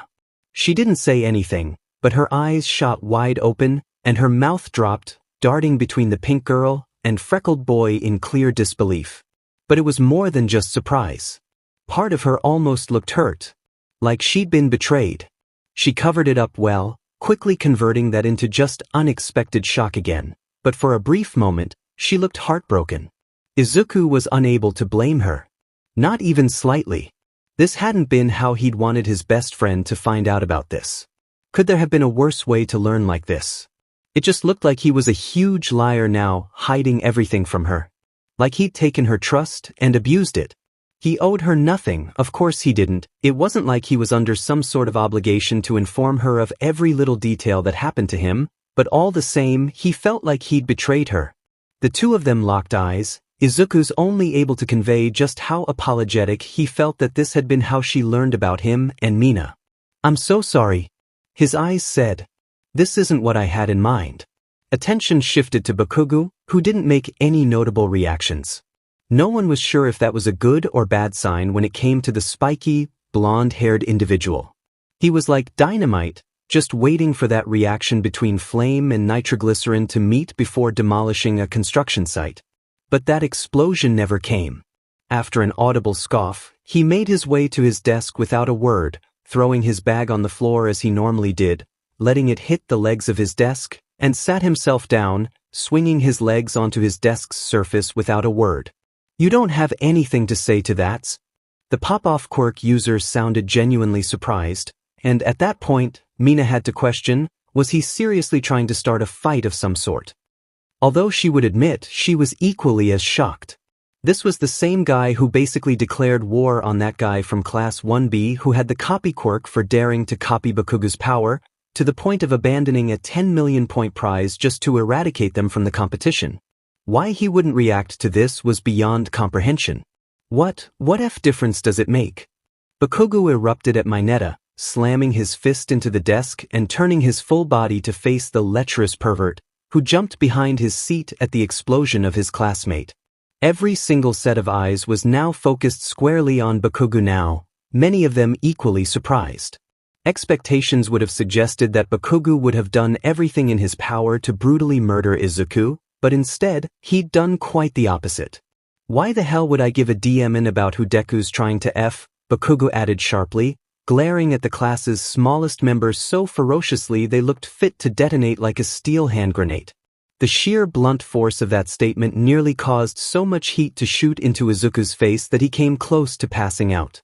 Mina also threatened to fall over in embarrassment.